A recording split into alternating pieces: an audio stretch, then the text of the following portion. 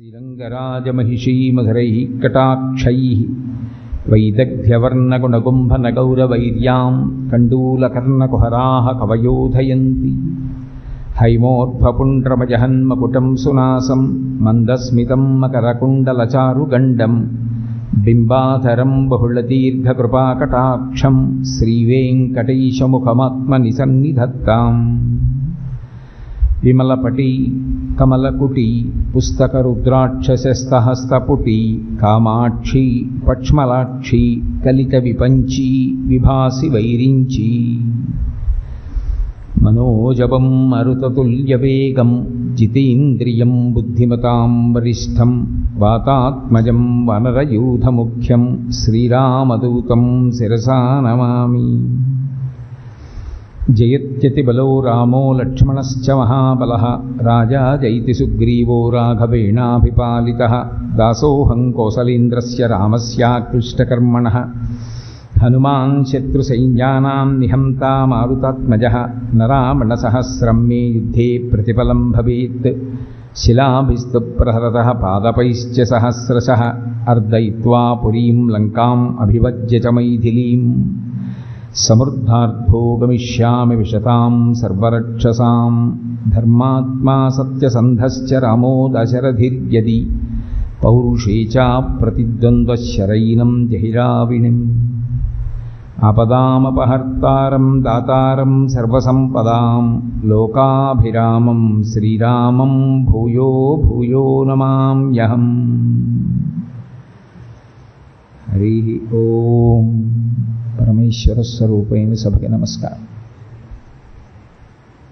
ఈ ఊరుగల్లు పట్టణంలో ఆధ్యాత్మిక ప్రవచనానికి నేను రావడం బహుశా నాకు జ్ఞాపకం ఉన్నంత వరకు ఇది రెండవసారి.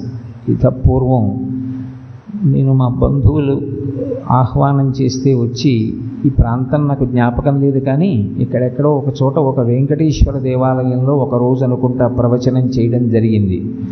మళ్ళీ ఈ పట్టణంలో శ్రీరామాయణము ధర్మము అనబడేటటువంటి విషయం మీద ఒక 3 రోజుల పాటు ప్రవచనం చేయడం కోసం వచ్చి ఇవాళ ఆ ప్రసంగాల్ని ప్రారంభించడం జరుగుతోంది.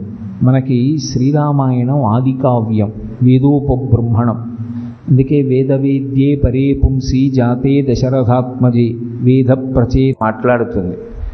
అందులో ప్రధానంగా ఈ జాతి సంస్కృతి అంతా కూడా ఎవరి యందు నిలబడుతుందో, ఎవరు పరిధిని అతిక్రమించినంత మాత్రం చేత సమాజంలో అవ్యవస్థ ఏర్పడుతుందో అటువంటి ఆడదానికి ఉండవలసినటువంటి కట్టుబాటు గురించి ఎంతో గొప్పగా ఆ కుశనాభోపాఖ్యానాన్ని విశ్వామిత్ర మహర్షి రామచంద్రమూర్తికి వివరిస్తారు. 9 కుమార్తెలు కుశనాభుడికి ఉన్నప్పటికీ 9 కూడా చాలా అందగత్తెలైనప్పటికీ వాయువు వారిని మోహించి వివాహం చేసుకుంటానన్నప్పటికీ తండ్రి యొక్క అనుజ్ఞ లేకుండా మేము వివాహం చేసుకోమని, మేము చేసుకోవడమే కాదు అసలు ఈ భారతదేశమునందు ఎప్పుడూ కూడా ఆడపిల్ల తండ్రిని కాదని వివాహము చేసుకునేటటువంటి రోజు రాకుండుగాక అన్న విశేషాన్ని రామచంద్రమూర్తికి వివరించి, తదనంతరం చూళి అనబడేటటువంటి ఒక మహర్షి తపస్సు చేస్తుండగా సోమద అనబడేటటువంటి గంధర్వకాంత ఆయనని అనేక రకాలైనటువంటి శుశ్రూషలతో మెప్పించింది. ఒక గురువు కేవలము శుశ్రూషకు మాత్రమే పారవస్యాన్ని పొందుతాడు అని నిన్న నేను మీకు వివరించడం జరిగింది. ఆ చూళి మహర్షి సోమదని అడిగాడు, నువ్వు నన్ను ఇంతగా అనుగమించావు, ఇంత సేవించావు, ఇంత శుశ్రూష చేశావు, నీకు నేను ఏదైనా వరం ఇవ్వాలనుకుంటున్నాను, నీకేం కావాలని అడిగాడు. ఆవిడందే, నువ్వు రాశీభూతమైనటువంటి బ్రహ్మజ్ఞానానివి, అపర చతుర్ముఖ బ్రహ్మవు, అపారమైనటువంటి తేజోవంతుడవు, నాకు నీ అనుగ్రహ కటాక్షణం చేత నీవు ఎంత తపశ్శక్తి సంపన్నుడవో అటువంటి కుమారుణ్ణి నాకు అనుగ్రహించు. నాకు ఇతపూర్వం వివాహం కాలేదు, నాకు భర్త లేడు, అందుచేత నువ్వు నాకు కుమారుణ్ణి కటాక్షిస్తే నేను ఆ కుమారుణ్ణి పెంచుకుంటూ ఉండిపోతానని అడిగింది. ఆయన ఆమె చేసినటువంటి శుశ్రూష చేత ప్రీతి పొందినవాడై మానసికంగా సంకల్పం చేసి ఉత్తర క్షణంలో ఒక పిల్లవాణ్ణి సృజించి పిల్లవాణ్ణి ఇచ్చాడు. ఆ సృజించి ఇచ్చినటువంటి పిల్లవాణ్ణి సోమదపించి పెద్ద చేసింది. ఆయనకి బ్రహ్మదత్తుడు అని పేరు. ఆయన కూడా గొప్ప బ్రహ్మతేజో విరాజితుడు. అటువంటి బ్రహ్మదత్తుడికిచ్చి కుశనాభుడు తన 100 కన్యల్ని వివాహం చేశాడు.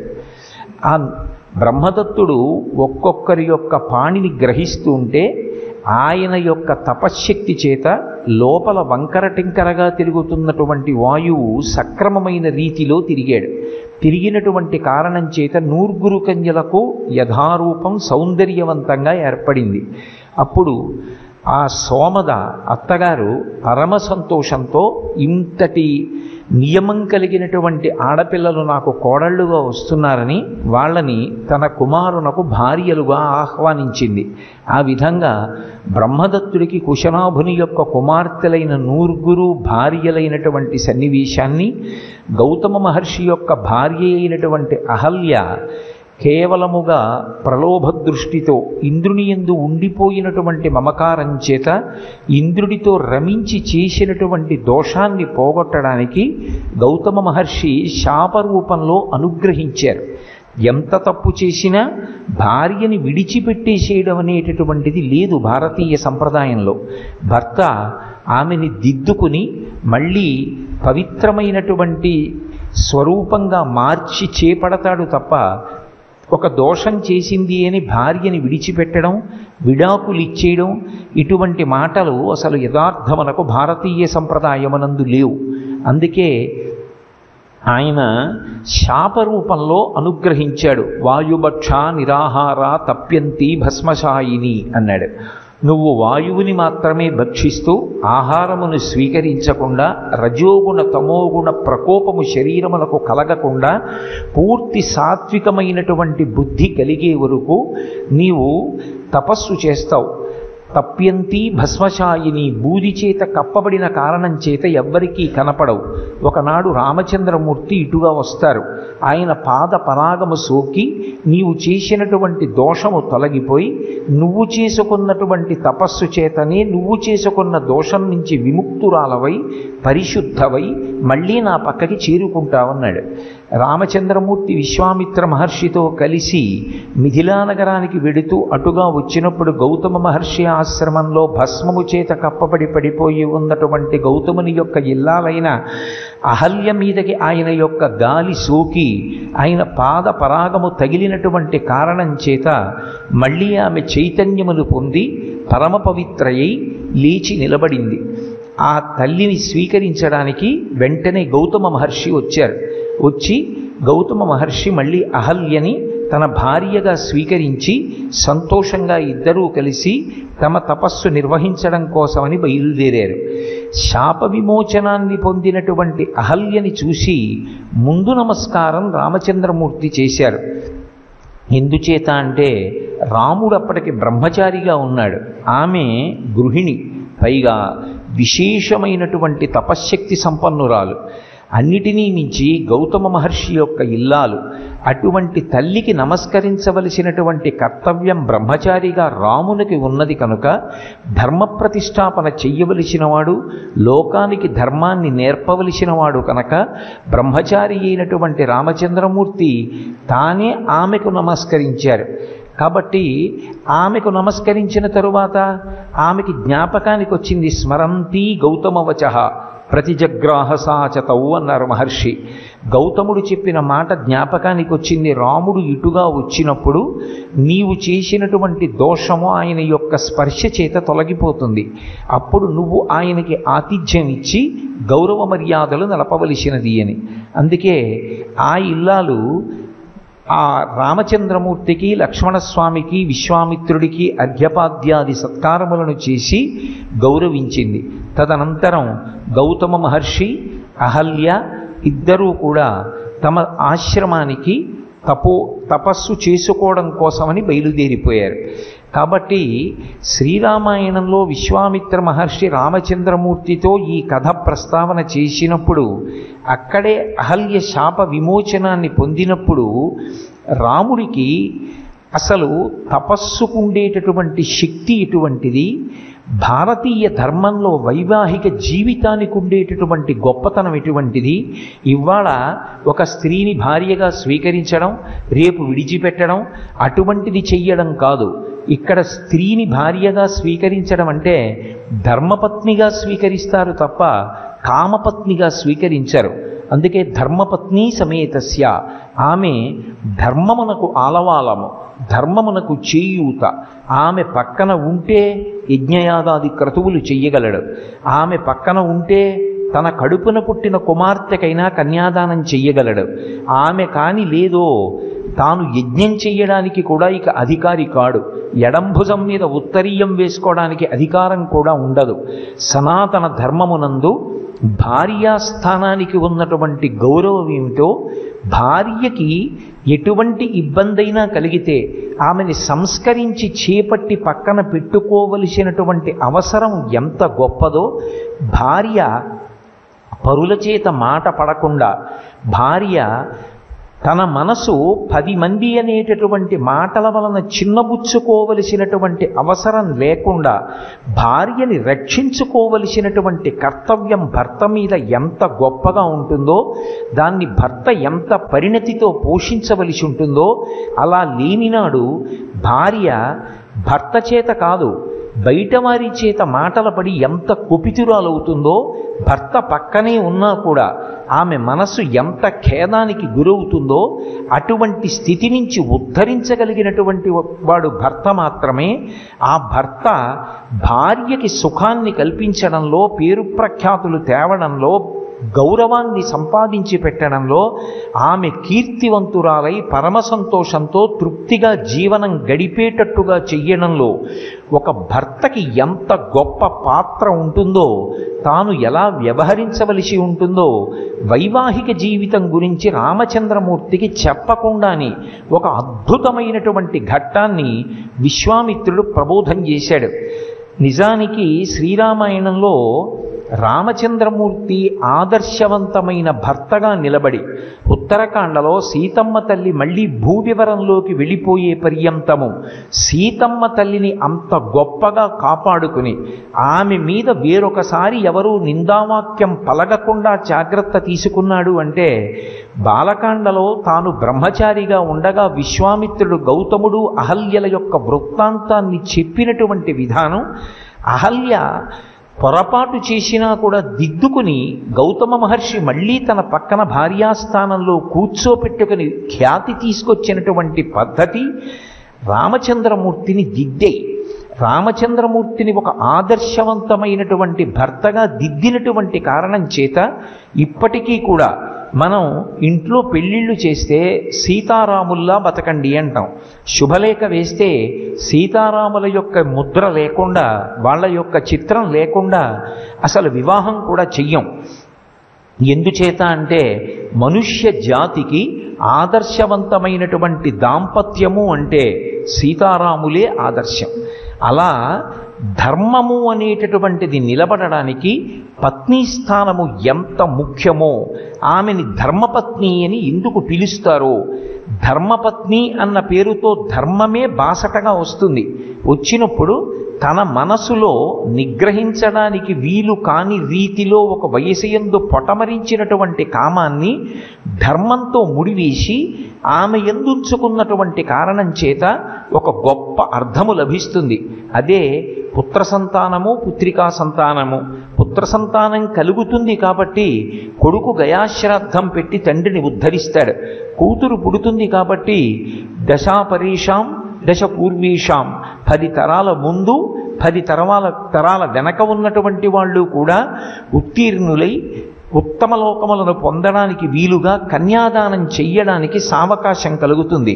తాను యజ్ఞయాగాది క్రతువులు చేయడానికి అవకాశం కలుగుతోంది. భార్యని స్వీకరించడం అంటే కేవలం బాహ్యంలో ఉన్నటువంటి అందం కాదు, తన జీవితంలో తనతో అనువర్తించడం కోసం. అది నిర్ణయం చెయ్యవలసిన వాళ్ళెవరు? తన భార్యగా పక్కన కూర్చోనేటట్టుగా తన జీవితం మొత్తానికి శాంతికారకమై, తన జీవితంలో తన ప్రతిష్టకి కారణమై, తన యొక్క ఉన్నత గతులకు కూడా కారణమై తనకి పుత్ర సంతానాన్ని పుత్రికా సంతానాన్ని ఇచ్చేటటువంటి అర్థమై నిలబడగలిగినటువంటి భార్య యొక్క వైభవం ఏమిటో, ఆ స్థానానికి ఉన్నటువంటి గౌరవం ఏమిటో, అసలు భార్య అంటే ఎంత గౌరవంగా చూడాలో భగవంతుడిచ్చినటువంటి ఎంత అపూర్వమైనటువంటి కానుకో రామచంద్రమూర్తి అర్థం చేసుకోగలిగాడు అంటే గౌతమ మహర్షి అహల్యల యొక్క ఆఖ్యానాన్ని దృష్టిలో పెట్టుకొని అంత పరిణతిని రాముడు పొందగలిగాడు. విశ్వామిత్రుడు రామచంద్రమూర్తిని చెక్కాడు అని నేను మీతో మనవి చేశాను. ధర్మం అనేటటువంటిది ప్రధానంగా సనాతన ధర్మంలో ఏ కారణము చేత కూడా భార్యని అతిక్రమించకుండా కామము ఆమె యందు మాత్రమే నిక్షేపింపబడాలి తప్ప ఏ కారణం చేత కామదృష్టి మాత్రం భార్యని దాటి వేరొకరి వైపుకు వెళ్ళకూడదు. అలా వెళ్ళిందా తన ఒక్కడితో పోదు, తనతో ఉన్నవారితో కలిపి నశించిపోతాడు. అలా కాకుండా ఉండాలి అంటే ఆ దాంపత్యం ఎంత ఆదర్శవంతంగా ఉండాలో, అందులో వచ్చే వైక్లభ్యాలను దిద్దుకోవడంలో పురుషుడికి అసలు పరిణతి ఎంత గొప్పగా ఉండాలో, భార్య మాటల్ని ఎక్కడ ఎలా స్వీకరించాలో, ఎక్కడ ఆమె అక్కసుతో మాట్లాడిన, ఆమె బాధతో అన్న దాన్ని పరిపూర్ణమైన హృదయంతో నాతో తప్ప ఎవరితో ఇలా మాట్లాడగలదు, నా దగ్గర కాబట్టి ఇలా మాట్లాడిందని ప్రేమతో స్వీకరించాలో రాముడికి అర్థమైంది. ఈ విషయం మీకు రామచంద్రమూర్తి సీతమ్మని వివాహం చేసుకున్న తరువాత వచ్చేటటువంటి ఘట్టాలలో ప్రస్ఫుటంగా గౌతమ మహర్షి అహల్యల యొక్క ఉపాఖ్యానానికి సంబంధించినటువంటి ప్రభావం రాముడి మీద కనపడుతుంది. కాబట్టి అసలు ధర్మమునకు ఆలవాలమైనటువంటి గృహస్థాశ్రమం యొక్క వైభవం రాముడికి అర్థమయ్యేటట్టుగా ఆ ఇతివృత్తాన్ని తీర్చిదిద్ది బోధించినటువంటి ఘనత విశ్వామిత్రుడికి దక్కుతుంది. నాకైతే అప్పుడప్పుడు అనిపిస్తుంటుంది, అసలు పెళ్లి కావలసినటువంటి యువతీ యువకుల్ని కూర్చోపెట్టి శ్రీరామాయణంలో ఉండేటటువంటి జంటల గురించి మాట్లాడితే అసలు దాంపత్యం అంటే ఏమిటో అర్థమవుతుంది. రామాయణంలో అనేకమైన జంటలు కనపడతాయి. దశరథ మహారాజు గారు, కౌసల్య, సుమిత్ర, కైకేయి, రామచంద్రమూర్తి, సీతమ్మ, అహల్య, గౌతముడు, తార, వాలి, రుమ, సుగ్రీవుడు, సుగ్రీవుడు, తార, రావణాసురుడు, మండోదరి, అలాగే అనసూయ, అత్రి. వీళ్లలో అందరికన్నా చిన్నవాళ్ళు అయినప్పటికీ కూడా కష్టసుఖాలలో ఒకరి మనసు ఒకరి దగ్గరుండి తట్టుకుని నిలబడగలిగినటువంటి ఆదర్శవంతమైనటువంటి దాంపత్యంతో అటువంటి దంపతులుగా నిలబడిన వాళ్ళు సీతారాములే. అందుకే శ్రీరామాయణాన్ని బాగా చదువుకుంటే వచ్చేటటువంటి ప్రయోజనం ఏమిటి అంటే గృహస్థాశ్రమంలో అసలు భార్యాభర్తలన్న వాళ్ళు ఎలా బ్రతకాలో అర్థమవుతుంది. భార్యాభర్తల మధ్య ఆ అవగాహన, శాంతి నెలకొన్ననాడు ప్రతి కుటుంబం సంతోషంగా ఉంటుంది. ప్రతి కుటుంబం ధర్మాన్ని అనుష్ఠానం చేయడానికి ప్రయత్నం చేస్తుంది. కాబట్టి విశ్వామిత్రుడు ప్రతి చోట రాముడికి చెప్పకుండా చెప్తాడు. అది రాముడి మీద ఉత్తరోత్తర జీవితంలో ఆయన చేసినటువంటి నిర్ణయాలు అన్నిటి మీద కూడా విశ్వామిత్రుడితో కలిసి తాను తిరిగినటువంటి జీవితం, విశ్వామిత్రుడు చెప్పిన మాటలు ఆయన మీద విశేష ప్రభావాన్ని చూపించి పరమధర్మమూర్తిగా నిలబెట్టాయి. నేను మీకు ఇంకొక ఉదాహరణ చూపించాలి అంటే, రాముడు ఆ విశ్వామిత్రుడితో కలిసి నడుస్తున్నప్పుడు ఆయన సగర చక్రవర్తికి సంబంధించినటువంటి వృత్తాంతాన్ని చెప్పాడు. ఇక్ష్వాకు వంశంలోనే ఏ రామచంద్రమూర్తి ప్రభవించాడో ఆ రామచంద్రమూర్తి వంశంలోనే సగర చక్రవర్తి కూడా జన్మించాడు. సగర చక్రవర్తికి 2 భార్యలు. పెద్ద భార్య పేరు కేశిని, రెండవ భార్య పేరు సుమతి. 2 భార్యలు.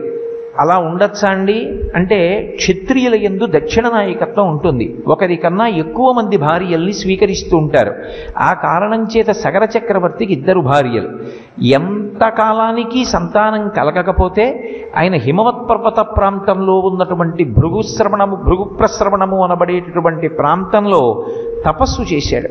చేస్తే 100 సంవత్సరములు గడిచిపోయిన తరువాత భృగు మహర్షి ప్రీతి చెంది ఆయనకి దర్శనమిచ్చి, నీకు ఒక భార్య యందు మహోత్సాహవంతులైనటువంటి అనేక మంది సంతానం కలుగుతారు, ఒక భార్య యందు వంశకరుడైన కుమారుడు కలుగుతాడు అన్నారు.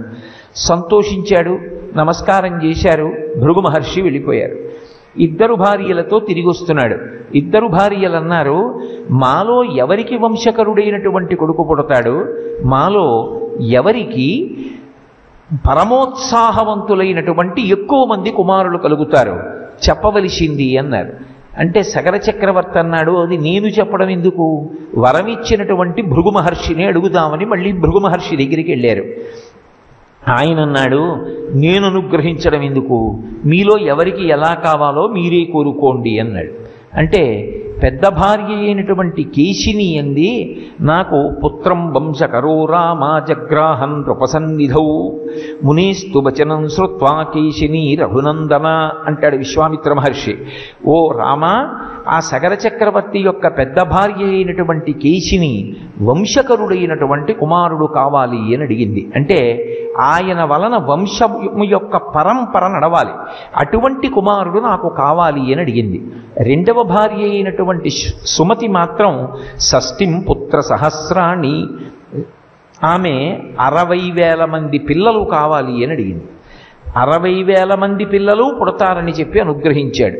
పెద్ద భార్య అయినటువంటి కేశినికి ఒక్కడే కుమారుడు పుట్టాడు, ఆయన పేరు అసమంజసుడు. 2వ భార్య అయినటువంటి సుమతికి ఒక మాంస పిండం ఒకటి ఉద్భవించింది. ఆ మాంస పిండమునకు చిన్న చిన్న చిన్న చిన్న బుడగల్లా బిడ్డలు పట్టి ఉన్నారు. 60,000 మంది దాదులు వాళ్ళని నీతి కుండల్లో పెట్టి పెంచారు. వాళ్లే సగర చక్రవర్తి కుమారులు కనుక వాళ్ళకి ఇంకా ప్రత్యేకంగా పేరు పెట్టకుండా సగరులు అని పిలిచారు. వాళ్ళు మహోత్సాహం కీర్తిమతో జగ్రాహ సుమతి సుతాం అన్నారు మహర్షి. వాళ్ళు మహోత్సాహవంతులు, ముందు వెనుకలు ఆలోచించారు. అటువంటి పిల్లలు పుట్టారు. కొంతకాలం అయింది. చెప్తున్నాడు రాముడితో విశ్వామిత్ర మహర్షి, సగర చక్రవర్తి యొక్క పెద్ద కుమార్తె పెద్ద భార్య అయినటువంటి కేశినికి జన్మించినటువంటి కుమారుడు అసమంజసుని యందు ఒక విపరీత ధోరణి ఉండేది. ఆయన ప్రతిరోజు సాయంకాలం వేళ సరయూ నది ఒడ్డుకెళ్ళి అయోధ్యానగరంలో ఉన్నటువంటి పిల్లల్ని ఆడుకోవడానికి రమ్మని, ఆ పిల్లలు ఆడుకోవడానికి వస్తే ఒక్కొక్క పిల్లవాడిని పట్టుకుని సరయూ నదిలో తోసేస్తుండేవాడు. ఆ పిల్లవాడు నదిలో కొట్టుకుపోతుంటే ఇతను సంతోషాన్ని పొందుతుండేవాడు. చక్రవర్తి కుమారుడు లేకలేక పుట్టాడు, పెద్ద కుమార్తె యొక్క కొడుకు, పైగా విశేషించి వంశకరుడని కొంతకాలం ప్రజలు భరించారు. ఆఖరికి ఈ విషయాన్ని బాధపడినటువంటి ప్రజలు వెళ్ళి చక్రవర్తి అయినటువంటి సగరునితో చెప్పారు. సగర చక్రవర్తి ఆలోచించాడు, భృగు మహర్షి యొక్క వరం చేత కలిగినటువంటి కుమారుడు వంశకరుడు, అప్పటికే అసమంజసుడికి కొడుకు పుట్టాడు, అతని పేరు అంశుమంతుడు. తనకి ఎంత లేకలేక పుట్టిన కొడుకైనా, తన పెద్ద భార్య యొక్క పెద్ద కుమారుడైనా, తన తర్వాత పట్టాభిషేకానికి అర్హుడైనా, యవరాజ్య పట్టాభిషేకం పొందవలసినటువంటి వాడైనా విశ్వామిత్ర మహర్షి యొక్క మాటలు అలా ఉంటాయి.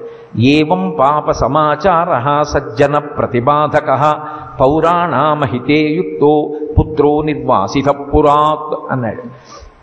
ఆ అసమంజసుడు ఎప్పుడైతే ఆ అయోధ్యానగరంలో ఉండేటటువంటి ప్రజలకి బాధ కలిగేటట్టుగా వాళ్ళ పిల్లల్ని సరయూ నదిలో తోసేశాడు. ఇప్పటికే కొంతమంది పిల్లలు చనిపోయారన్న విషయాన్ని సగర చక్రవర్తి విన్నాడు. నా కుమారుడు లేకలేక పుట్టాడు, పెద్ద భార్య యొక్క పెద్ద కొడుకు, కావలసినటువంటి యువరాజు, వంశకరుడు, ఇవేవీ సగర చక్రవర్తి ఆలోచించలేదు.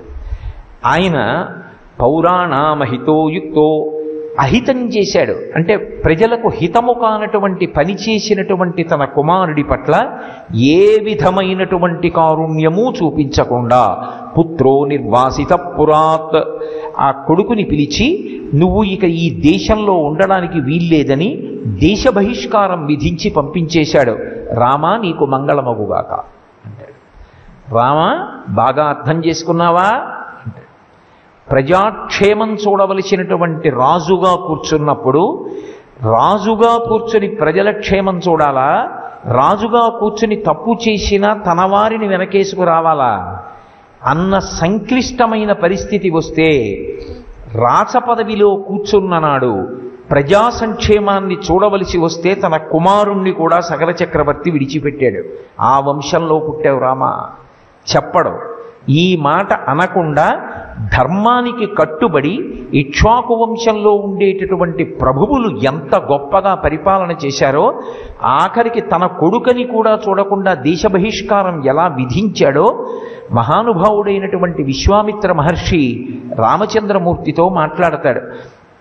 అంటే ఉత్తరోత్తర సింహాసనంలో కూర్చున్నప్పుడు ఏ విధమైనటువంటి రాగద్వేషాలకి లోను కాకుండా ధర్మాన్ని నిలబెట్టవలసి వస్తే తన ప్రాణ సమానమైనటువంటి వాళ్ళని ఎవరినైనా సరే రాముడు విడిచిపెట్టేస్తాడంతే. ధర్మమా తన తమ్ముడా, ధర్మమా తన భార్యయా, ఈ ప్రశ్న ఉదయిస్తే తాను సింహాసనం మీద కూర్చున్నప్పుడు రాజారాముడిగా కూర్చున్న స్థితిలో ఆయన ఎంత ధర్మాన్ని పట్టుకుని ఉంటాడు అంటే, రాచరికానికి కావలసినటువంటి ధర్మాన్ని నిలబెట్టడానికి, ఆదర్శవంతమైనటువంటి ప్రభువుగా నిలబడడానికి, సమస్తమైనటువంటి ఆరోపణలకు అతీతమైన స్థితిలో దుర్నిరీక్షుడై నిలబడడానికి అవసరమైతే ధర్మం కోసం దేన్నైనా పరిత్యజించేస్తాడు. ఎక్కడి నుంచి వచ్చింది ఇదంతా అంటే విశ్వామిత్ర మహర్షి చెప్పినటువంటి విశేషాలు. అందులోంచి ఆ ధర్మమునందు అటువంటి అనురక్తి పుట్టింది. నేను అలా ఉండని నాడు నాతో పోది అపకీర్తి, నా ముందు పరిపాలించినటువంటి నా వంశకర్తలైనటువంటి పెద్దలు ఎవరున్నారో వాళ్ళకి కూడా అపకీర్తి వస్తుంది.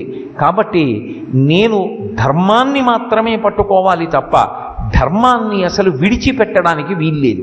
రాముడి యందు ధర్మము పట్ల అంత పూనిక కలిగేటట్టుగా ఎవరు చేశారు అంటే గురువైనటువంటి విశ్వామిత్రుడు చేశాడు, గురువైనటువంటి వశిష్ఠ మహర్షి చేశారు. అది నరుడిగా పుట్టినటువంటి రాముడికి తనంత తానుగా ధర్మమునందు అనురక్తి కలిగింది అన్నాం అనుకోండి, అది మిగిలినటువంటి నరులకు ఆదర్శవంతముగా చెప్పడానికి అవకాశం కలగదు. గురుబోధ చేత ధర్మమునందు అంత అనురక్తి కలిగింది. మనకి దేని వలన అనురక్తి కలగాలి? శ్రీరామాయణానికి మనం వారసులం, మనం రామాయణానికి వారసులం. కాబట్టి రామాయణం చదివి రామాయణమునందు ధర్మమునకు ఎలా పట్టాభిషేకం చెయ్యబడిందో గుర్తించిన నాడు మనకి కూడా ధర్మమునందే అనురక్తి కలుగుతుంది. అందుకే శ్రీరామాయణం చదవడం వల్ల కలిగేటటువంటి ప్రథమ ప్రయోజనం ఏది అంటే ధర్మమునందు అనురక్తియే. కాబట్టి విశ్వామిత్ర మహర్షి ఈ మాట చెప్పారు. ఇంకొంచెం ముందుకెడతారు. ఎక్కడి కథని ఎక్కడికి తీసుకొస్తాడో తీసుకొచ్చి ఎంత గొప్పగా ధర్మానికి సంబంధించి రామచంద్ర ప్రభువుని చెక్కి చూపిస్తాడో ఆయన. గంగానది ప్రవహిస్తోంది. ఆ ప్రవహిస్తున్నటువంటి గంగానదిని చూపించి రామచంద్రమూర్తి అడిగారు, ఈ గంగ ఎలా వచ్చింది? ఆకాశంలో ప్రవహించవలసినటువంటి దేవగంగ ఈ భూమి మీదకి వచ్చి ప్రవహించడానికి కారణం ఏమిటని అడిగాడు. అడిగితే ఇక్ష్వాకు వంశంలోనే ప్రభవించినటువంటి సగర చక్రవర్తి యొక్క కుమారుల కథని, గంగావతరణం చేయించినటువంటి భగీరథుడి కథని, అసలు భగీరథుడు గంగావతరణం ఎందుకు చేయించాలి, ఎందుకు ఆయనకంత పట్టుదల? భగీరథ ప్రయత్నం అంటాం మనం. ఆ భగీరథ ప్రయత్నం అన్న మాట ఎందుకు వచ్చింది? అసలు ఒక మనిషిగా పుట్టినటువంటి వాడికి ఉండవలసినటువంటి మొట్టమొదటి కర్తవ్యం ఏది? ఎవరి పట్ల గౌరవంతో ఉండాలి, ఎవరి పట్ల పూజ్య భావన ఉండాలి. అది లేనినాడు మనుష్య జన్మ ఎంత అసహ్యకరమైనదైపోతుంది. చెప్పకుండా అద్భుతంగా చెప్పాడు. మీకు ఇందాక నేను మనవి చేశాను, సగర చక్రవర్తి యొక్క పెద్ద భార్యకి ఒక్కడే కొడుకు అసమంజసుడు. ఆ అసమంజసుని యొక్క కుమారుడు అంశుమంతుడు. కానీ రెండవ భార్య అయినటువంటి సుమతికి 60,000 మంది కుమారులు సగరులు. ఒకానొకప్పుడు సగర చక్రవర్తి యజ్ఞం చేస్తున్నాడు. యజ్ఞమునకు దీక్ష ఉంటుంది. ఆ దీక్షా స్వీకారం చేసిన తరువాత ఇక పీటల మించి లేచిపోవడం కానీ, యజ్ఞం చేస్తున్నవాడు ఊరు విడిచిపెట్టి వెళ్ళిపోవడం కానీ చేయకూడదు. అసలు నిజానికి వేదంలో దీక్ష అన్న మాట దేనికి అన్వయం అవుతుంది అంటే యజ్ఞమునకు మాత్రమే దీక్ష అనేటటువంటి మాట అన్వయం అవుతుంది. అందుకే యజ్ఞం చేస్తే పూర్వం నదీ తీరంలో యజ్ఞం చేసేవారు. గంగా తీరంలో, సరయూ తీరంలో, నదీ తీరాలలో యజ్ఞం చేసి అంతఃపురాన్ని కూడా ప్రభువు విడిచిపెట్టి నదీ తీరంలో వేసినటువంటి పర్ణశాలలో ప్రవేశించి యజ్ఞం పూర్తయిపోయేంత వరకు అక్కడే ఉండి యజ్ఞము పరిసమాప్తమైపోయిన తర్వాత అవబృధ స్నానం చేసి అప్పుడు అంతఃపుర ప్రవేశం చేసేవాడు. అప్పటి వరకు దీక్షితుడై ఉంటాడు. దీక్షితుడై ఉన్నటువంటి రాజు ఏ కారణం చేత కూడా పీటల మించి లేవకూడదు. ధర్మం అంటే ధర్మమే. శ్రీరామాయణం ధర్మాన్ని అంత గొప్పగా బోధ చేస్తుంది. అందుకే సగర చక్రవర్తి యజ్ఞం చేస్తూ అశ్వమేధయాగం చేస్తూ యజ్ఞాశ్వాన్ని విడిచిపెట్టాడు. రాక్షసీం తనుమాస్తాయా యజ్ఞీయాశ్వమపాహరత్. దేవేంద్రుడు రాక్షసుని యొక్క రూపాన్ని పొంది యజ్ఞాశ్వాన్ని అపహరించాడు. ఇప్పుడు ఆ యజ్ఞాశ్వాన్ని కనిపెట్టడం కోసమని 60,000 మంది తన కుమారుల్ని పిలిచాడు. ఒరే, ఈ భూమి అంతా కూడా 60,000 యోజనములు. మీ అందరు యోజనామేక విస్తారోమేకై ఐకైకో ధరణీతలం వివిధ పురుష వ్యాఘ్ర వజ్రస్పర్శ సమైర్నఖై. వజ్రముల వంటి గోళ్ళు ఉన్నాయి మీకు. 60,000 మంది ఒక్కొక్క యోజనాన్ని వెతకండి. అవసరమైతే గుర్రాన్ని ఎక్కడ దాచారో కనిపెట్టడానికి ఈ భూమినంతటినీ కూడా గోతులు పెట్టి తవ్వేసేయండి. తవ్వేసి వెతకండి అన్నాడు. వీళ్ళు మహోత్సాహం కీర్తిమతో జగ్రాహ సుమతి సుతాన్ అని కదూ, మహోత్సాహవంతులు. కాబట్టి 60,000 మంది వెళ్ళి ఒక్కొక్క యోజనాన్ని గోతులు పెట్టి తవ్వేస్తున్నారు. ఈ సృష్టి ప్రారంభం చేసినప్పుడు చతుర్ముఖ బ్రహ్మగారు నియమం చేశారు. ఈ భూమికి సర్వదా రక్షకుడు ఎవరు అంటే శ్రీ మహావిష్ణువు. భూమిని నిష్కారణంగా తన్నడం కానీ, భూమికి నిష్కారణంగా గోతులు పెట్టడం కానీ, భూమి పట్ల అనాదర భావంతో ప్రవర్తించడం కానీ చేస్తే విష్ణువు యొక్క ఆగ్రహానికి గురవుతారు. అందుకే నిద్ర లేచి తప్పనిసరి పరిస్థితుల్లో కాలు కింద పెట్టవలసి వచ్చినప్పటికీ కూడా మంచం మించి కాలు కింద పెడుతూనే భూదేవికి క్షమాపణ చెప్పి నమస్కారం చేసి కిందకి దిగుతాం. అమ్మా, నువ్వు శ్రీ మహావిష్ణువు యొక్క ఇల్లాలివి, నాకు తప్పట్లేదు, నడవడానికి నీ మీద కాలు పెట్టడం వినా మార్గం లేదు, అందుకని అమ్మా నన్ను మన్నించు అని విష్ణుపత్ని నమస్తుభ్యం పాదాహతిం క్షమస్వమి. అమ్మా, తప్పక నీ మీద కాలు పెడుతున్నాను, నన్ను మన్నించమని అడిగి ప్రార్థన చేసి కాలు పెట్టి దిగుతాం. అటువంటిది భూమినంతటినీ గోతులు పెట్టి తవ్వేస్తుంటే దేవతలందరూ బ్రహ్మగారి దగ్గరికి వెళ్ళారు. ఈ సగరులు అత్యుత్సాహవంతులై భూమిని తవ్వేస్తున్నారు. ఎలా అని అడిగారు. ఆయన అన్నాడు, ఈ భూమిని రక్షించవలసినటువంటి వాడు శ్రీ మహావిష్ణువు. ఆయన ప్రస్తుతం కాపిలం రూపమాస్తాయ ధారయత్యనిశం ధరాం. కపిల మహర్షి రూపంలో ఇవాళ పాతాళలోకంలో తపస్సు చేస్తున్నాడు. భూమి ఆయనది, ఆయన తన భూమిని తాను రక్షించుకుంటాడు. వీళ్ళు అల్పాయుర్దాయం కలిగిన వాళ్ళు, మహోత్సాహవంతులు, ఒకేసారి మడిసిపోతారు. మీరు బెంగ పెట్టుకోక. పుణ్యము చేసినటువంటి కారణం చేత ఇంద్ర పదవిలో కూర్చోగలడు, దేవతగా మారగలడు. అదే మనుష్యుడు నాకు పుణ్యము అక్కర్లేదు, పాపము అక్కర్లేదు, నేను కేవలం సత్కర్మలన్నీ చిత్తశుద్ధి కొరకు మాత్రమే చేస్తున్నాను అనేటటువంటి పూనికతో చిత్తశుద్ధి కొరకు పుణ్యకర్మాచరణము చేయడం చేత కలిగినటువంటి పాత్రత చేత భగవంతుని చేత అనుగ్రహింపబడినటువంటి జ్ఞానము కలిగినటువంటి హేతువు వలన ఇక మళ్ళీ పునర్జన్మ లేకుండా అదే చిట్ట చివరిసారి శరీరం పడిపోవడమై మళ్ళీ పుట్టవలసిన అవసరం లేని మోక్షాన్ని పొందుతాడు. అటువంటి మోక్షాన్ని పొందగలిగినటువంటి వాడు మనుష్యుడొక్కడే. అపారమైన పుణ్యం చేసి దేవత కాగలిగిన వాడు మనుష్యుడొక్కడే. అపారమైనటువంటి పాపం చేసుకుని మళ్ళీ మనుష్య జన్మ కొన్ని కోట్ల జన్మల వరకు రాకుండా తిరియక్కై భూమికి అడ్డంగా వెన్నుపా ఉండేటట్టుగా కొన్ని కోట్ల జన్మల కుక్కో నక్కో నల్లో పందో పిల్లో అయి పుట్టవలసినటువంటి అగత్యాన్ని పొందిన మనుష్యుడే. కాబట్టి ఏది పొందగలిగినా ఆ అదృష్టం ఒక్క మనుష్య ఉపాధికే ఉంది.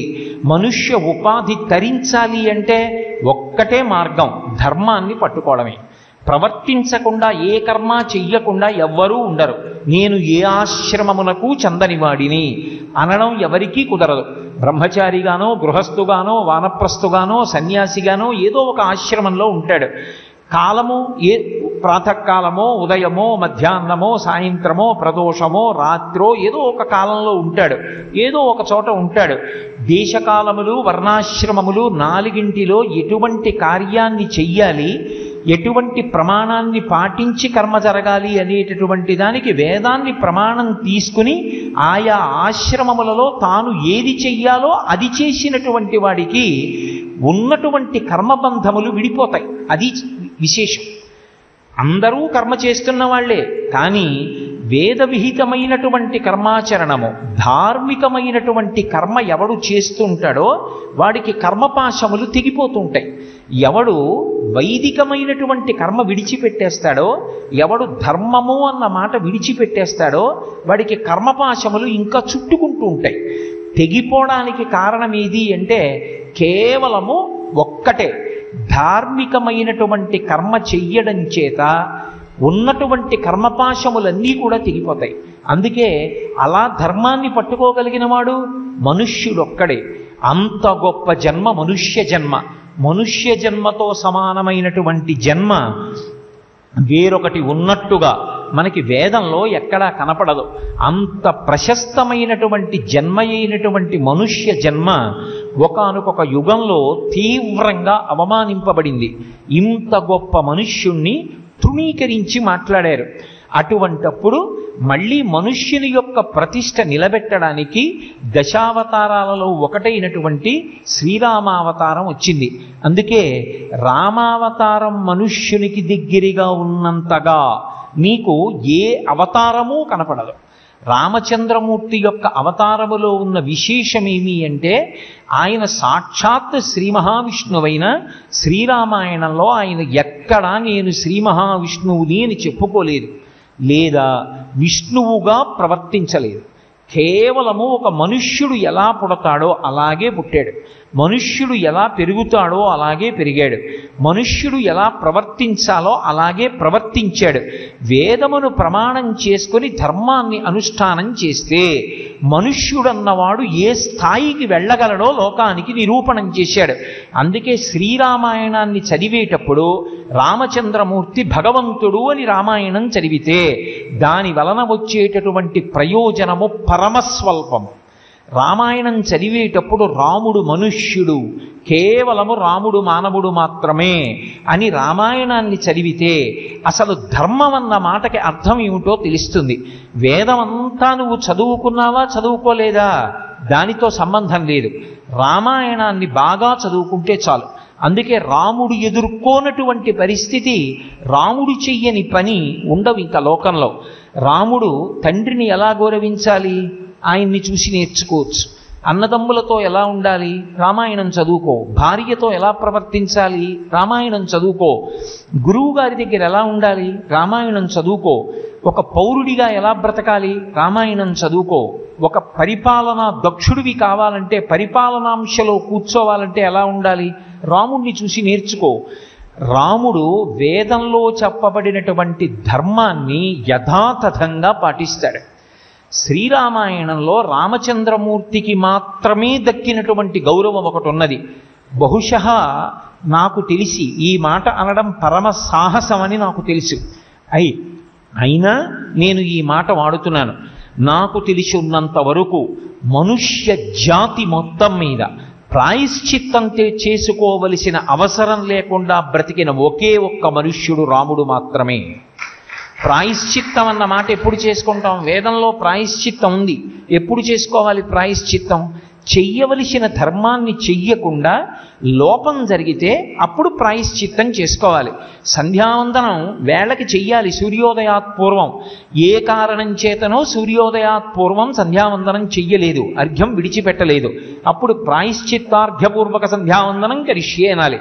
శ్రీరామాయణం 24,000 శ్లోకాలలో రాముడు అంతఃపురంలో ఉండనివ్వండి, అరణ్య మధ్యంలో ఉండనివ్వండి, ఎక్కడ ఉన్నా రాముడు ప్రాయశ్చిత్త కర్మ చేసుకున్నాడన్న మాట వాల్మీకి మహర్షి ఉపయోగించలేదు.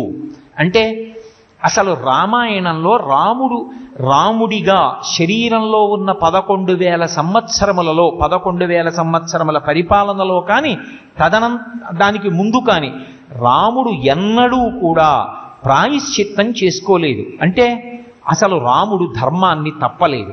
మిగిలిన వారు ఎంత గొప్పవారైనా ఎక్కడో అక్కడ ఎప్పుడో అప్పుడు ధర్మాన్ని కించిత్తైనా తప్పారు.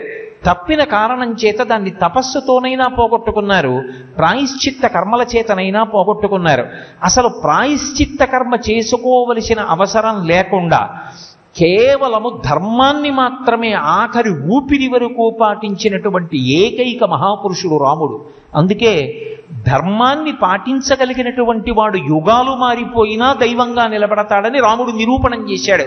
త్రేతాయుగం అయిపోయింది, ద్వాపర యుగం అయిపోయింది, కలియుగం వచ్చేసింది, అయినా వాడవాడలా రామాలయాలే.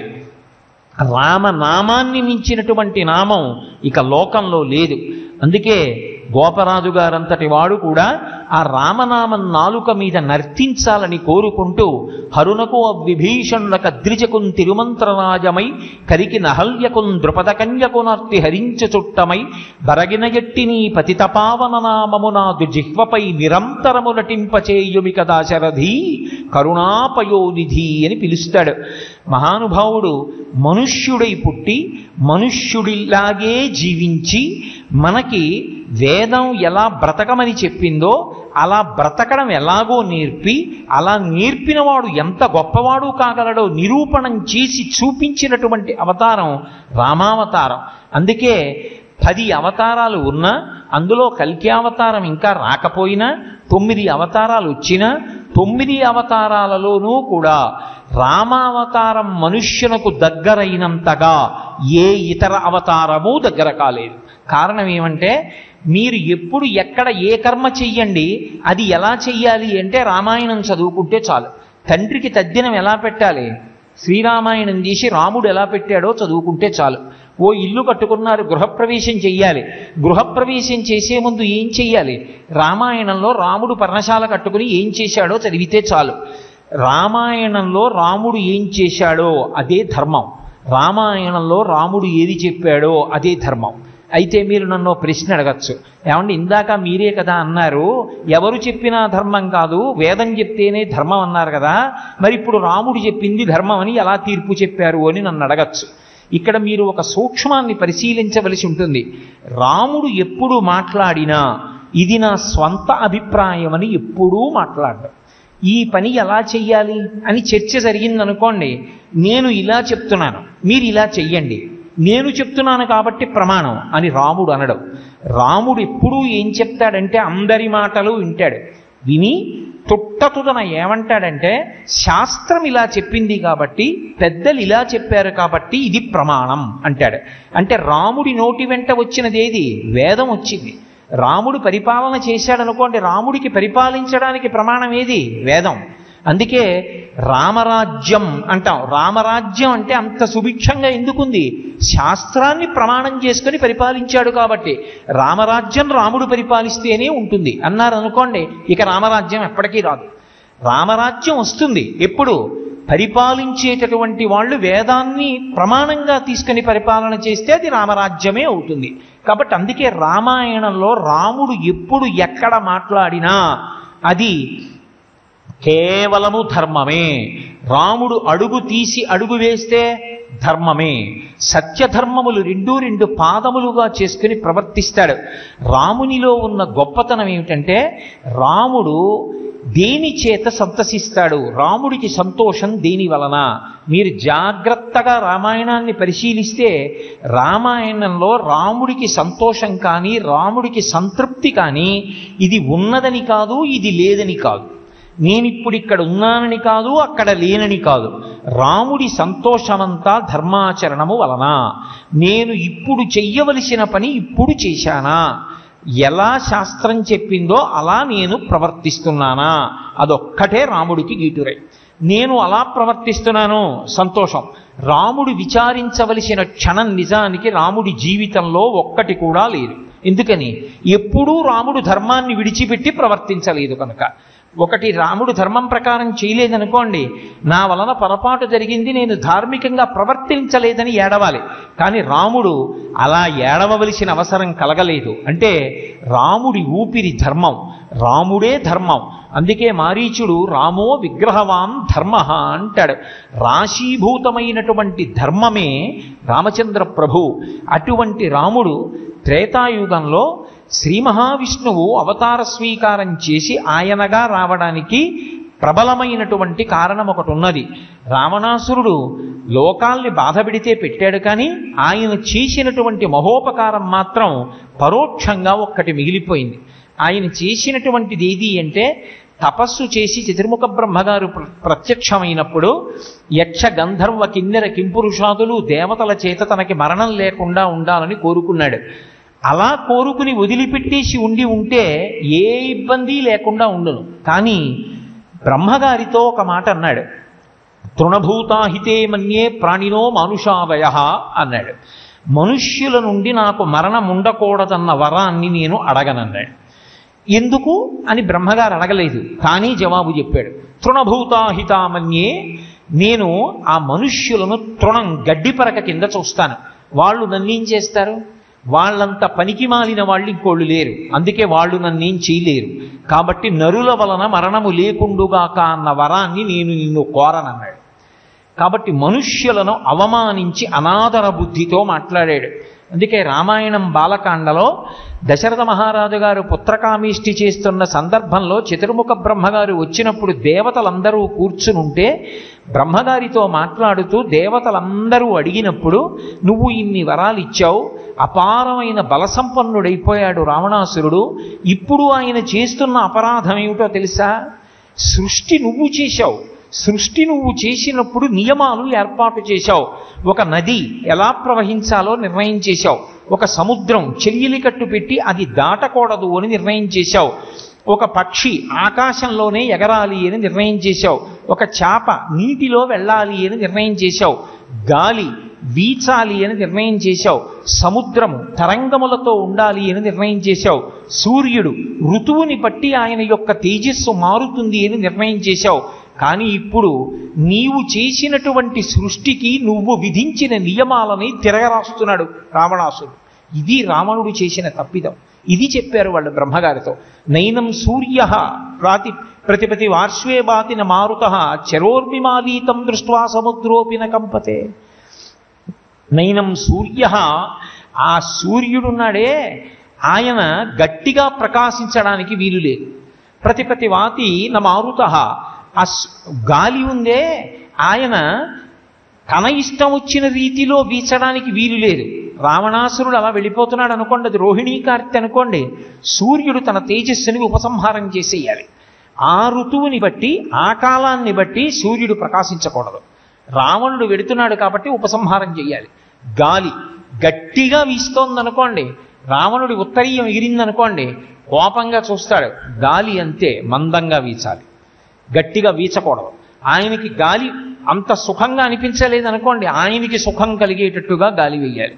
సముద్రోపిన కంపతే, ఆయన అలా వెళ్ళిపోతున్నాడు అనుకోండి, సముద్రంలో తరంగాలు రావు. ఎందుకనంటే ఏమో పంచకట్టుకుని అలా వెళ్ళిపోతున్నాడు, గబుక్కుని తరంగం వచ్చి ఆయన కాళ్ళకి తగిలితే పాదాలు తడిసైన ఆయన కోపం రావచ్చు. లేకపోతే ఏమిటి కెరటాల హోరు, నా పక్కన మాట్లాడుతున్న వాళ్ళ మాట వినపడలేదు అని కోపం రావచ్చు. అందుకని ఆయన నడుస్తూ ఉంటే సముద్రంలో తరంగం రాకూడదు, ఆయన వెడుతూ ఉంటే సూర్యుడు ప్రకాశించకూడదు, ఆయన వెడుతూ ఉంటే ఆయనకి అనుకూలంగా అనిపిస్తే తప్ప గాలి ఇంకొకలా వీచడానికి వీల్లేదు. ఇప్పుడు నీ సృష్టి యందు ఉన్న నియమములు ఏ ఉన్నాయో వాటిని నీ గురించి చేసిన తపస్సు వలన నువ్విచ్చిన వరముల యొక్క శక్తితోటే అధిగమించాడు. అధిగమించి నీ సృష్టిని తనకి అనుకూలంగా మార్చుకుంటున్నాడు. దిక్పాలకుర్ని పంచభూతములను శాసనం చేస్తున్నాడు, అప్సరోగణాల్ని కూడా ఏడిపిస్తున్నాడు. ఎక్కడో తపస్సు చేసుకుని బ్రహ్మమునందు మనసు పెట్టి సాత్వికమైన మనస్సుతో భక్తితో జీవనం చేస్తున్న వాళ్ళ కుత్తుకలు ఉత్తరిస్తున్నాడు. వేదము ప్రమాణము కాదు అన్నట్లుగా ప్రవర్తిస్తున్నాడు తాను వేదం చదువుకున్నా కూడా. మరి ఇటువంటి వాడి యొక్క మృత్యువునకు కారణం ఏదైనా ఉందా, అసలు చచ్చిపోయే అవకాశం ఉందా అని అడిగారు. అడిగితే బ్రహ్మగారు ఆలోచించి అన్నాడు, అనేక వరములు అడిగాడు, ఫలానా వారి వలన నాకు మృత్యు ఉండకూడదని అడిగాడు తప్ప ఆయన మాత్రం నాకు మనుష్యుల వలన మృత్యు ఉండకూడదన్న మాట అనలేదు. ఎందుకు అనలేదో తెలుసా? మరిచిపోయి కాదు, మనుష్యుల యందు అనాదర బుద్ధి చేత అన్నాడు. అనాదర బుద్ధి అంటే వాళ్ళెంత తృణం, వాళ్ళు నన్నేం చేస్తారు, వాళ్ళ గురించి మళ్ళీ వరం కూడా ఏమిటి, వాళ్ళకక్కర్లేదు అన్నాడు. దేవతలు అంత అనాదర బుద్ధితో ప్రవర్తించాడా అని శ్రీ మహావిష్ణువుతో అదే మాట మాట్లాడారు. పోనీ రావణాసురుడు మాట్లాడాడు, వరం ఇచ్చారు కాబట్టి బ్రహ్మగారి విషయం చెప్పారని ఊరుకుందామా? ఆశ్చర్యం ఏమిటంటే రామచంద్రమూర్తి అవతార స్వీకారం జరిగిపోయిన తరువాత ఆయన తాటకా సంహారం చేసేసి మారీచుణ్ణి మానవాస్త్రంతో కొట్టి ఆ సుబాహుని వధించిన తరువాత, ఆ యజ్ఞ సంరక్షణ చేసిన తరువాత విశ్వామిత్రుడి దగ్గరికి వచ్చి మిథిలా నగరానికి బయలుదేరి వెళ్లే ముందు విశ్వామిత్రుడి దగ్గర ఉన్నటువంటి మహర్షులు రాముడితో మాట్లాడుతూ, రామ, విశ్వామిత్రుడు మిథిలా నగరం చూడడానికి బయలుదేరుతున్నాడు, అక్కడ యజ్ఞం జరుగుతోంది, ఆ యజ్ఞం చూడడానికి వెడుతున్నాడు, మిథిలా నగరాన్ని జనక చక్రవర్తి పరిపాలన చేస్తున్నాడు, ఆయన దగ్గర ఒక అపూర్వమైనటువంటి వస్తువు ఉంది, అది శివధనస్సు, అపారమైనటువంటి కాంతితో ఉంటుంది. అటువంటి శివధనస్సుని ఎక్కుపెట్టడానికి దేవతలు కూడా ప్రయత్నించి విఫలురయ్యారు. నకథంచన మానుషాహ అన్నారు. అసలు మనుష్యుల గురించి చెప్పవలసిన పని ఉందయా అన్నారంటే, మనుష్యులు ఎక్కుపెట్టలేకపోయారు అని వాళ్ళు అనలేదు, దేవతలు ఎక్కుపెట్టలేకపోయారు, మనుషుల గురించి చెప్పేది ఉంది అన్నారు. వాళ్ళు మనుష్యులే. విచిత్రం ఏమిటంటే సాటి మనుష్యుడు కూడా మనుష్యుణ్ణి అంత ఈసడించాడు. పోని మహర్షులు ఒకళ్ళే అలా మాట్లాడారనుకుందామా? జనక మహారాజు గారు శివధనస్సుని తీసుకొచ్చి సభలో పెట్టి రాముడికి శివధనస్సు చూపించి, విశ్వామిత్రుడికి శివధనస్సు చూపించి, ఈ ధనస్సు ఎక్కుపెట్టిన వారికి నా పిల్లనిస్తాను అని రాముడు ఎక్కువ పెడతాడేమో అన్నట్టుగా రాముడి వంక చూసి ఎక్కువ పెడదాం అనుకుంటున్నావా? కొకతిర్మానుషానంచ ధనుషాస్య ప్రపూరణే ఆరోపణే సమాయోగే వేపనే తొలనేపివా అన్నాడు. ఏమిటి కొకతిర్మానుషానంచ? ఆ మనుష్యుడివి, నువ్వెక్కడ ఎక్కువ పెడతావు? ఏం మాటలా? దెప్పి పొడిచాడు. ఆరోపణే సమాయోగే వేపనే తొలనేపివా? ఏం మాటలు అనుకుంటున్నావా? దేవతలు ఎక్కువ పెట్టలేదు దీన్ని. శివధనస్సు చూడడం, శివధనస్సుని పైకెత్తడం, శివధనస్సు పైకెత్తి పట్టుకోవడం, ఆ వింటి నారిని కింద కట్టడం, ఆ వింటి నారిని పట్టుకున్న ఆ శివధనస్సుని వంచడం, ఇవన్నీ సాధారణమైన విషయాలా? ఇవన్నీ తేలికగా జరిగే విషయాలా? ఎలా జరుగుతాయి? ఆరోపణే సమాయోగే వేపనే తొలనేపివా? ఇవన్నీ జరిగే పనులు కావు. మనుష్యుడు ఎక్కడ చేస్తాడయా అన్నాడు.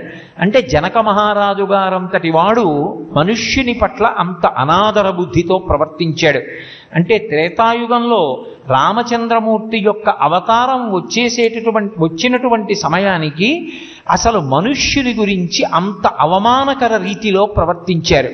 దశరథ మహారాజు గారు తనకి బిడ్డలు కలగలేదని, బిడ్డలు కలగడానికి అడ్డు వచ్చినటువంటి పాపాన్ని తొలగించుకోవడానికి అశ్వమేధయాగం చేసి, ఇష్టింతేహం కరిష్యామి పుత్రియాం పుత్రకారణాత్ అధర్వ శిరసి ప్రోక్తై మంత్రై సిద్ధాం విధానత అంటాడు ఋష్యశృంగుడు. అధర్వ శిరసి అనబడేటటువంటి వేదంలో చెప్పబడినటువంటి మంత్రములను అనుసంధానం చేసి, నేను నీ చేత ఒక ఇష్టి చేయిస్తాను, ఆ ఇష్టి చేత తృప్తి పొందినటువంటి భగవంతుని యొక్క అనుగ్రహము చేత నీకు పుత్ర సంతానం కలుగుతుంది అని ఇష్టి చేయించడానికి ప్రారంభం చేశాడు. ఆ ఇష్టి యందు స్వాహాకారంతో దేవతలందరికీ కూడా హవిస్సులు ఇస్తారు. ఆ దేవతలందరికీ హవిస్సు ఇవ్వడానికి దశరథ మహారాజు గారు సిద్ధపడుతూ ఉండగా, ఆ హవిస్సు అందుకోవడానికి ఆ సభలోకి వచ్చి దేవతలందరూ కూర్చున్నారు. చతుర్ముఖ బ్రహ్మగారు వచ్చారు. ఆయన సృష్టికర్త, అందరికీ పెద్దవాడు, సృష్టి మొదట ఉన్నవాడు. అందుకని పెద్దవాడు కనుక ఆయనకు గౌరవం ఉంటుంది. అందరూ లేచి నిలబడ్డారు. నిలబడి ఆయనకి తెలియని విషయం ఉండదు కనుక రావణునికి సంబంధించినటువంటి వివరములు తెలిసిన్నవాడు ఆయనే కాబట్టి, వరములిచ్చినవాడు ఆయనే కాబట్టి, రావణుని యొక్క మృతి ఏ కారణము చేత జరుగుతుందో తెలుసుకుంటే తప్ప లోకముల యొక్క బాధ ఉపశమించేటటువంటి మార్గము తెలియదని వారందరూ ఎలుగెత్తి ప్రార్థన చేసి బ్రహ్మగారిని అడిగారు తమ కష్టములను చెప్పుకొని. ఆయన అన్నాడు, మనుష్యుడి చేత అయితే సాధ్యమే. ఎందుకంటే అనాదర బుద్ధితో మనుష్యుని పేరు ఎత్తలేదు కదా, మనుష్యుణ్ణి ఈసడించాడు కాబట్టి మనుష్యుడైతే చంపగలడు. కానీ కేవలము మనుష్యుడైన వాడు రావణాసురుణ్ణి సంహరించడం అంత తేలిక. అపారమైనటువంటి తపశ్శక్తి సంపన్నుడు. ఆయన కూడా విశ్రవసో బ్రహ్మ యొక్క కుమారుడు. ఏ సామాన్యుడు కాడు. కాంచనలంకాధిపతి, కొన్ని కోట్ల రాక్షస సైన్యానికి అధిపతి. అటువంటి వాణ్ణి సంహరించాలంటే కేవలము మనుష్యత్వము సరిపోదు. ఆ మనుష్యత్వమునకు తేజస్సు ఎక్కడి నుంచి రావాలి అంటే ధర్మాచరణము చేత రావాలి. అందుకే ఒకరు ప్రార్థించవలసిన అవసరం లేకుండా, అడగకుండా ఎప్పుడైనా రాక్షస సంహారం కోసం సాధారణంగా భూదేవి గోరూపాన్ని ధరించి ప్రార్థన చేస్తుంది. గోవు అంబారామం చేస్తే వెంటనే పలుకుతారు విష్ణువు. గోరూపాన్ని ధరించి ప్రార్థిస్తుంది. కానీ ఒక్క శ్రీరామాయణంలో మాత్రం విష్ణువుని ప్రత్యక్షం అవమని ఎవరూ ప్రార్థన చేయకపోయినా, అయ్యో మనుష్యుడు చంపగలడని బ్రహ్మగారు అన్నారని వీళ్ళందరూ తొందరపడి రావణాసురుడి మీదకి యుద్ధానికి వెళ్ళి మడిసిపోతారేమోనని అపారమైనటువంటి దయ కలిగినటువంటి వాడై ఏతస్మిన్నంతరే విష్ణు రూపయాతో మహద్యుతి శంఖచక్రగదాపాణి పీతవాసా జగత్పతి. శంఖచక్రగదా పద్మములను పట్టుకుని పట్టుపీతాంబరం కట్టుకున్నవాడై 4 భుజములతో ప్రకాశిస్తూ ఆ సభా మధ్యంలో అవతరించాడు. వెంటనే అందరూ స్తోత్రం చేసి, మహానుభావా నువ్వు స్థితికర్తవి, అందరి యొక్క యోగక్షేమములను వహించవలసినటువంటి వాడివి. ఇవాళ లోకం అంత బాధపడుతోంది రావణుని వలన, కాబట్టి నువ్వు రావణ సంహారం చెయ్యాలి, మనుష్యునిగా పుట్టాలి. ఇదిగో దశరథ మహారాజు గారు బిడ్డలు కలగాలని యజ్ఞం చేస్తున్నాడు. ఈ దశరథుడి కడుపున నువ్వు బిడ్డగా రావలసింది అన్నారు. అంటే ఆయన అన్నాడు, హత్వా క్రూరం దురాత్మానం దేవర్షీణాం భయావహం. నేను తప్పకుండా వస్తాను మనుష్యునిగా, కానీ మనుష్యునిగా వచ్చి రావణ సంహారం చేస్తాను. ఎందుకు చేస్తానో తెలుసా? కారణం లేకుండా భగవంతుడు ఎవరిని చంపడాన్ని ఇచ్చగించడు. ఎందుకు చంపుతానంటే హత్వా క్రూరం దురాత్మానం. రావణుడు క్రూరుడయ్యున్నాడు, దురాత్ముడయ్యున్నాడు. దేవర్షీణాం భయావహం. దేవర్షులను కూడా భయపెడుతున్నాడు, అప్సరోగణములను పీడిస్తున్నాడు. అదుపు తప్పినటువంటి కామంతో కనపడ్డ ప్రతి స్త్రీని కూడా బలాత్కారం చేస్తున్నాడు. ఇటువంటి ఉత్పాతములను సృష్టిస్తూ అతను అసలు ధర్మం అనేటటువంటి 2 అక్షరాల్ని విడిచిపెట్టి ప్రవర్తిస్తున్నటువంటి కారణం చేత, ధర్మమునకు హాని కలిగిస్తున్న కారణం చేత నేను ఒక మనుష్యునిగా వచ్చి ఆ రావణాసురుణ్ణి సంహారం చేస్తాను. అంతేకాదు, అక్కడితో నా అవతార పరిసమాప్తి చెయ్యను.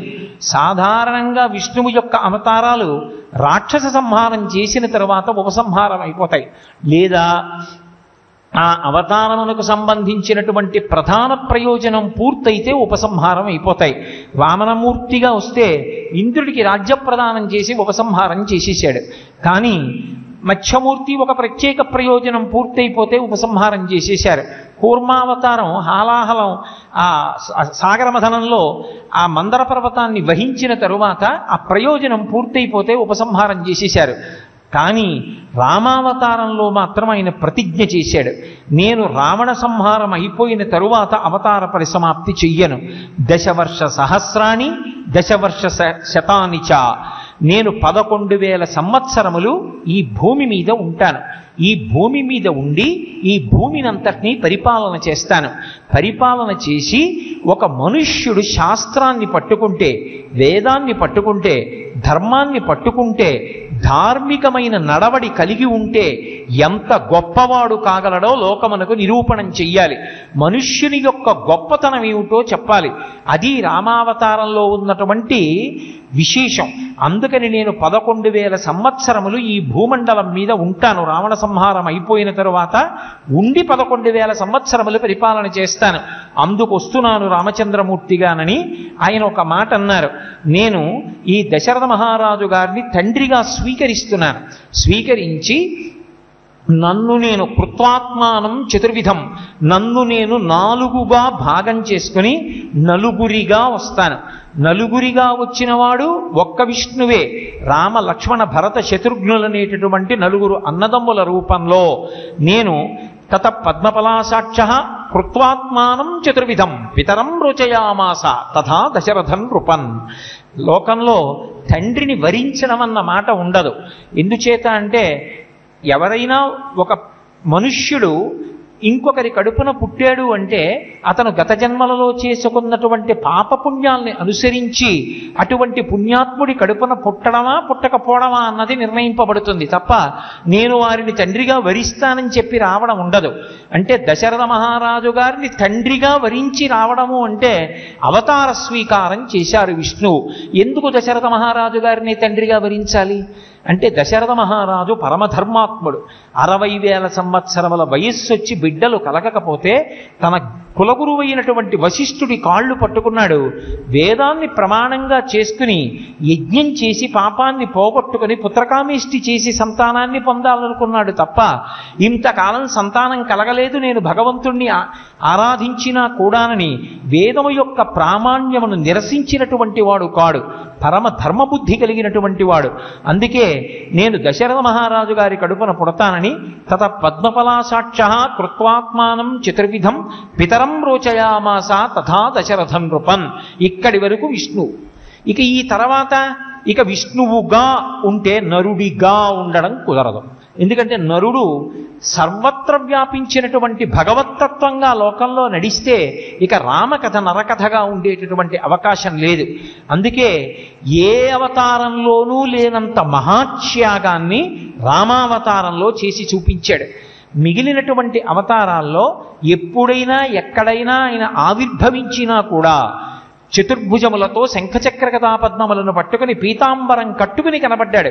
శ్రీకృష్ణ పరమాత్మగా ఆవిర్భవించినప్పుడు కూడా కటిక చీకట్లో కారాగారంలో జలధర దేహు నాజాను చతుర్బాహు సరసీరుహక్షు విశాలవక్షు జారుగదా శంఖచక్ర పద్మ విలాసు కంఠ కౌస్తుభమణి కాంతిభాను కమనీయ కటిసూత్ర కంకణ కేయూర శ్రీవత్సలంచనంచిత విహారు మరుకుండల ప్రభాయుత కుంతలలాటు వైఢూర్య మణిగణ వరకిరీటు బాలు పూర్ణేందు రుచిజాలు భక్త లోకపాలు సుగుణాల బాలు కృపావిశాలు చూచి తిలకించి పులకించి చూజ్యమంది ఉబ్బి చెలరేగి వసుదేవు ఉత్సహించే అని శ్రీ మహావిష్ణువుగానే దర్శనమిచ్చారు. వామనమూర్తిగా ఆవిర్భవించినప్పుడు కూడా అలాగే దర్శనమిచ్చారు. కానీ రామావతారంలోకి వచ్చినప్పుడు మాత్రం నరుడైతే తప్ప రావణ సంహారం చెయ్యడం కుదరదని, నరుడిగా వస్తే తప్ప నరజన్మ యొక్క గొప్పతనాన్ని చెప్పడం కుదరదని, నరుడిగా రావాలి అంటే దశరథ మహారాజు గారికి ఒక రాత్రి కామము కలిగినప్పుడు ఆయన యొక్క తేజస్సు ఆయన యొక్క భార్యల్లోకి ప్రవేశిస్తే శుక్రశోణితములు ఏకమైతే ఒక బుడగగా మారి ఆ రోజులలో ఉన్నటువంటి లెక్క ప్రకారం 12 నెలల పాటు కటిక చీకటితో కూడినటువంటి తల్లి గర్భవాసం చేసి తల కిందకి పెట్టి కాళ్ళు పైకి పెట్టి తాను విసర్జించినటువంటి మలమూత్రములలోంచి పుట్టినటువంటి సూక్ష్మమైనటువంటి క్రిములు తమ శరీరాన్ని కొరికేస్తుంటే తాను అంత గర్భస్థ నరకాన్ని అనుభవించి నరకమన్న మాట అనుభవించవలసిన అవసరం లేనటువంటి పరమాత్మ 12 నెలల పాటు కటిక చీకటిలో కౌసల్య సుమిత్ర కైకేయీల యొక్క గర్భవాసం చేశాడు. అందుకే మహర్షి శ్రీరామచంద్రమూర్తి యొక్క అవతారాన్ని చెప్తూ ఆయన యొక్క జన్మ చెప్తూ తతశ్చ ద్వాదశే మాసే చైత్రే నావమికే తిథౌ నక్షత్రేదితి దైవత్యే సోచ్ఛ సంస్థేషు పంచషు గ్రహేషు కర్కటే లగ్నే వక్పతాం విందునా సహ ప్రోద్యమానే జగన్నాథం సర్వలోక నమస్కృతం అంటారు. సర్వలోకముల చేత నమస్కరింపబడవలసినటువంటి జగన్నాథుడైనటువంటి ఆ శ్రీ మహావిష్ణువు ఆ పరమాత్మ కౌసల్యాగర్భము నుండి 12 నెలల తర్వాత బయటికి వచ్చాడు.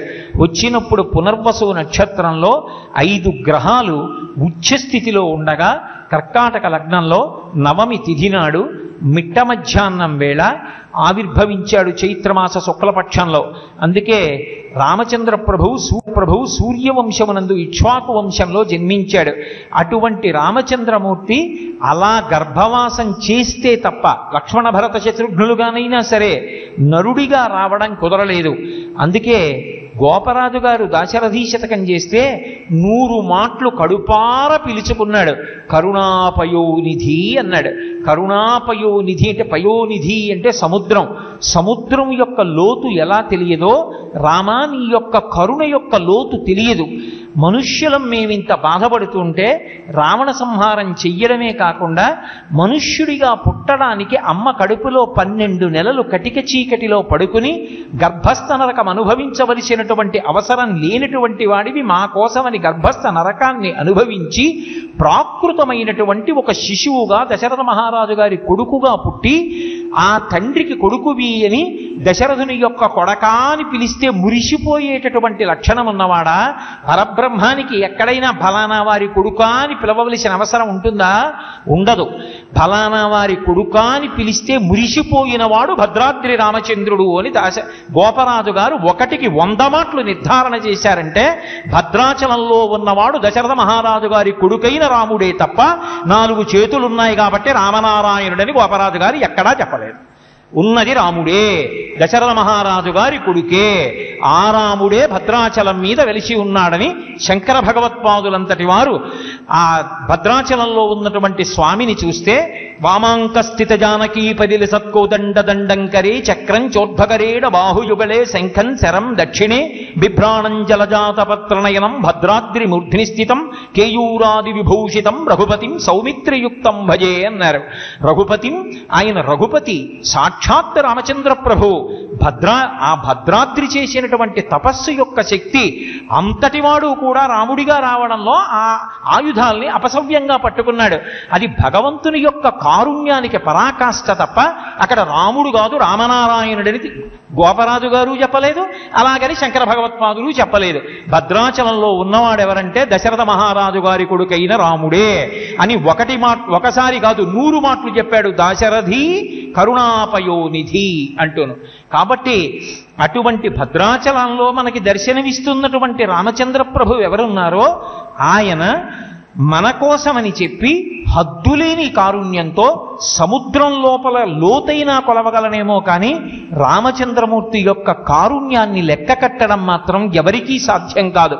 అంతటి మహాదయాశాలి అయి మహానుభావుడు అమ్మ కడుపులో ఉండి గర్భస్థ నరకం అనుభవించి ప్రాకృత శిశువుగా జన్మించాడు.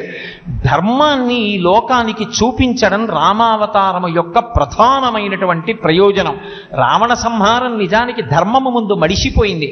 ఎందుకంటే ఆ మాట మనం చెప్పడం కాదు, ఎప్పుడో చెప్పేశాడు.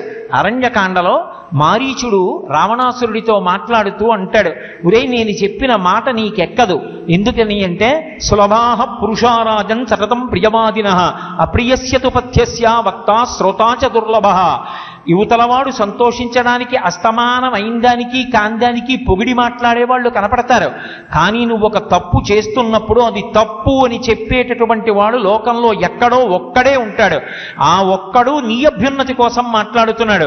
ఆ నీ అభ్యున్నతి కోసం మాట్లాడిన వాడి మనసులో ఉన్నటువంటి ప్రేమని అర్థం చేసుకుని దాన్ని విని జీవితాన్ని మార్చుకోగలిగిన వాడు కూడా అందరూ ఉండడు.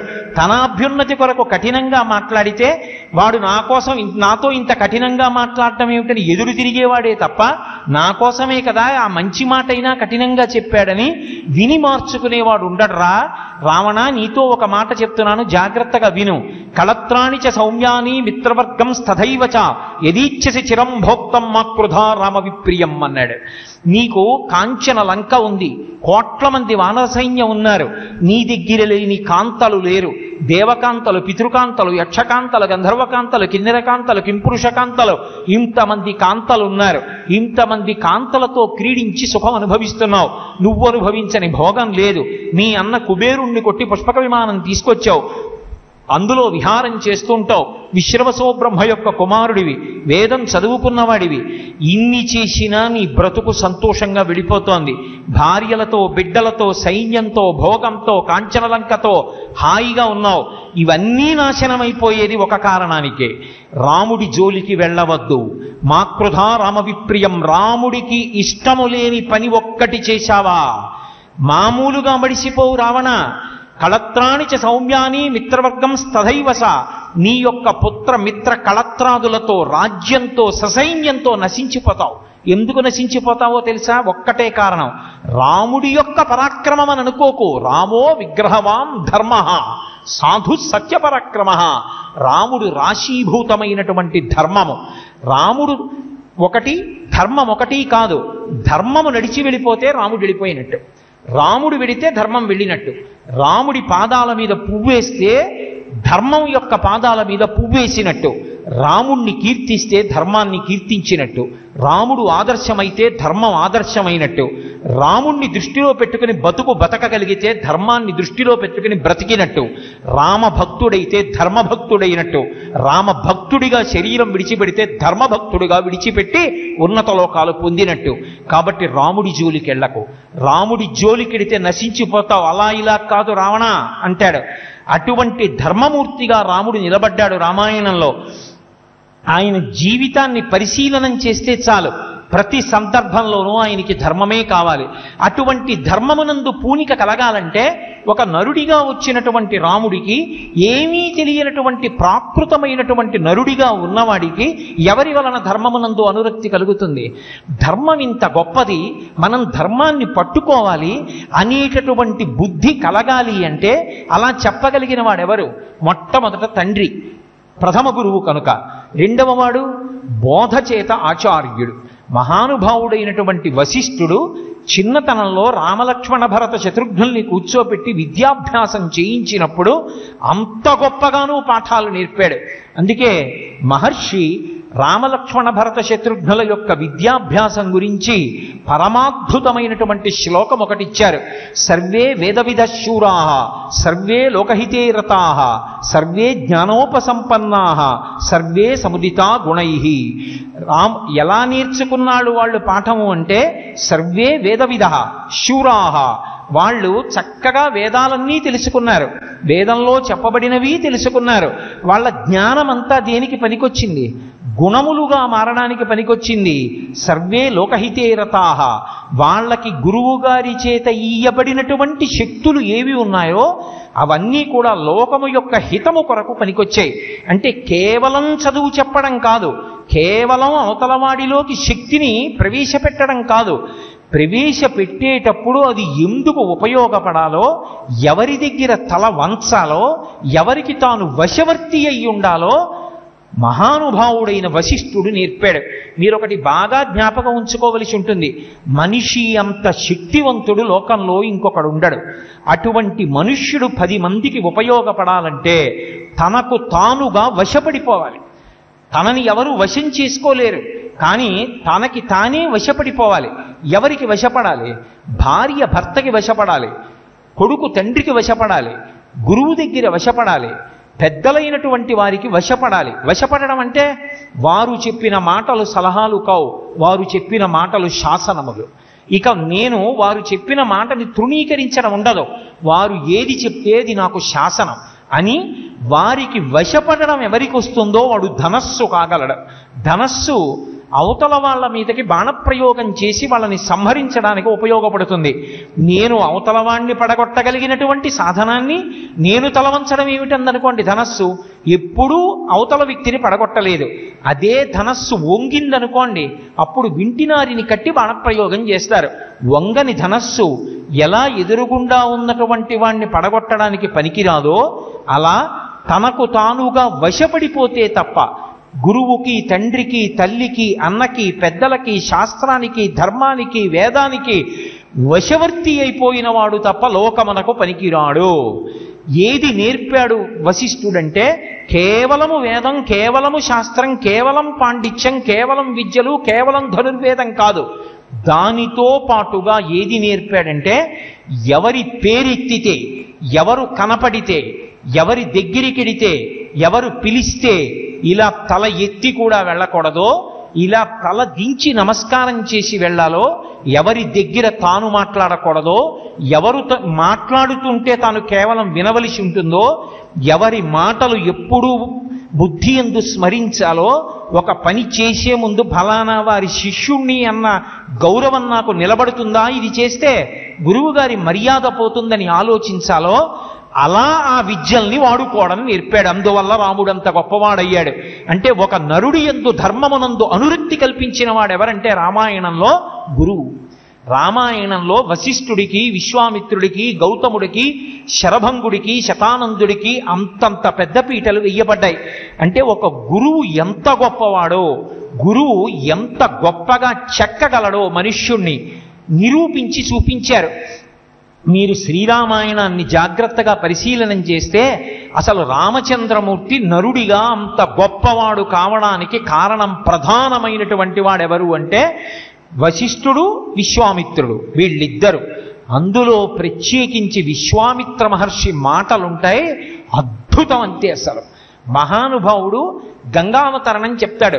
ఒక్క గంగావతరణం చెప్పి రాముల్లో ఎన్ని ఆలోచనలు రేకెత్తిస్తాడో, గౌతమ మహర్షి జీవితం చెప్తాడు, ఎన్ని ఆలోచనలు రేకెత్తిస్తాడో, కుశనాభుడి గురించి చెప్తాడు, ఎన్ని ఆలోచనలు రేకెత్తిస్తాడో.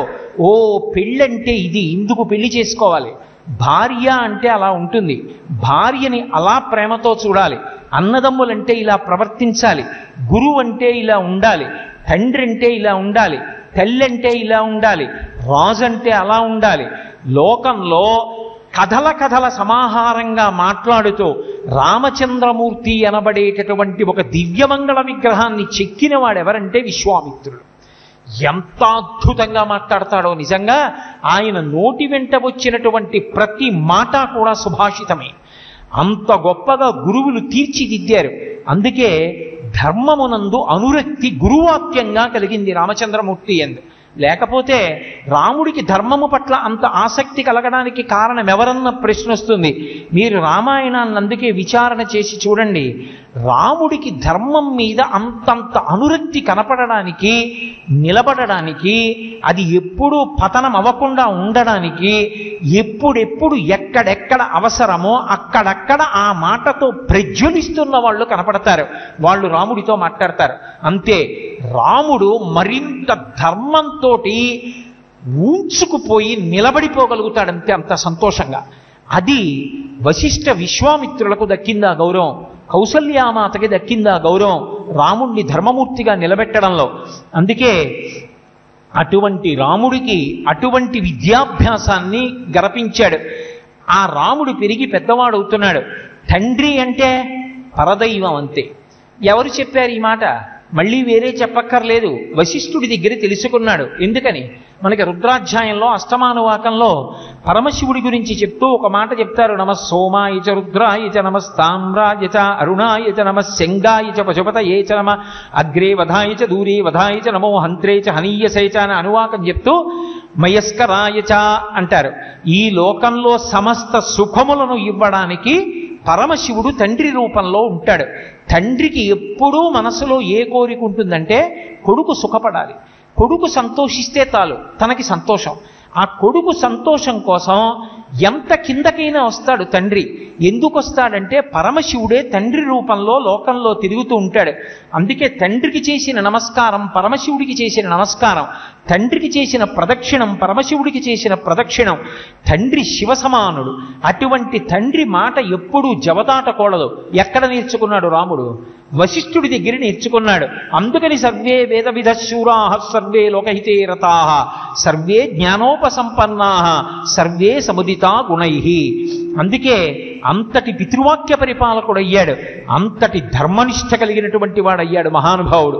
అటువంటి రాముడు పెరిగి పెద్దవాడయ్యాడు. ఆయనతో లక్ష్మణ భరత శత్రుఘ్నులు కూడా పెరిగి పెద్దవాళ్ళయ్యారు. యుక్త వయస్సులోకి వస్తున్నారు.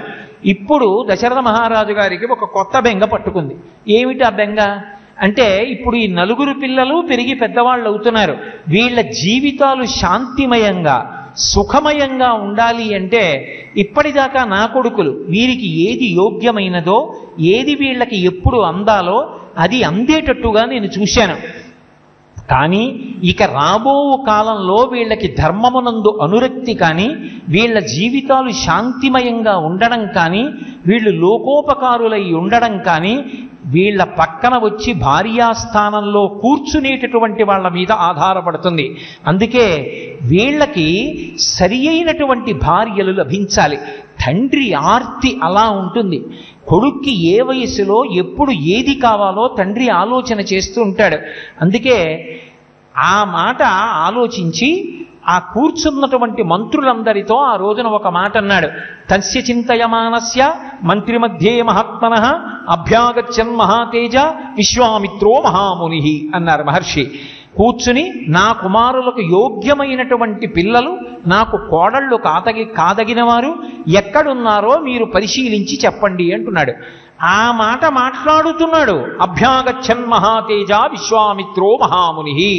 ఒక్కసారి విశ్వామిత్రుడు సభలోకి వచ్చాడు. బ్రహ్మర్షి, అంతకుముందు కోపధారి, అందరినీ శపించేవాడు.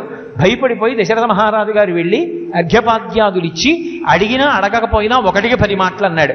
మీకేం కావాలి చెప్పండి చేసేస్తాను, ఏం కావాలి చెప్పండి చేసేస్తాను. విశ్వామిత్రుడు ఒక్క మాట మాట్లాడలేదు. అనవసరంగా దశరథ మహారాజు గారే మాట్లాడేశాడు భయంతో. ఏమంటాడో అని అన్నీ విని ఆయన అన్నాడు, నేను యజ్ఞం చేస్తున్నాను, అక్కడ మారీచ సుబాహులు అనేటటువంటి రాక్షసులు వచ్చి యజ్ఞధ్వంసం చేస్తున్నారు.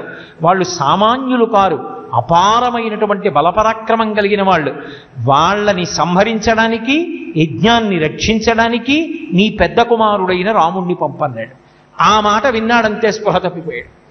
కొడుకుని విడిచిపెట్టలేడు.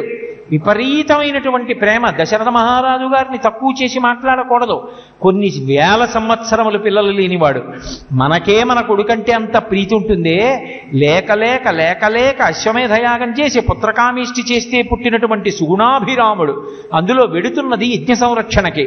అంత పెద్ద పెద్ద రాక్షసులతో పోరాటం చేయడానికి ఇంత చిన్న పిల్లవాడు ఏం చేస్తాడు?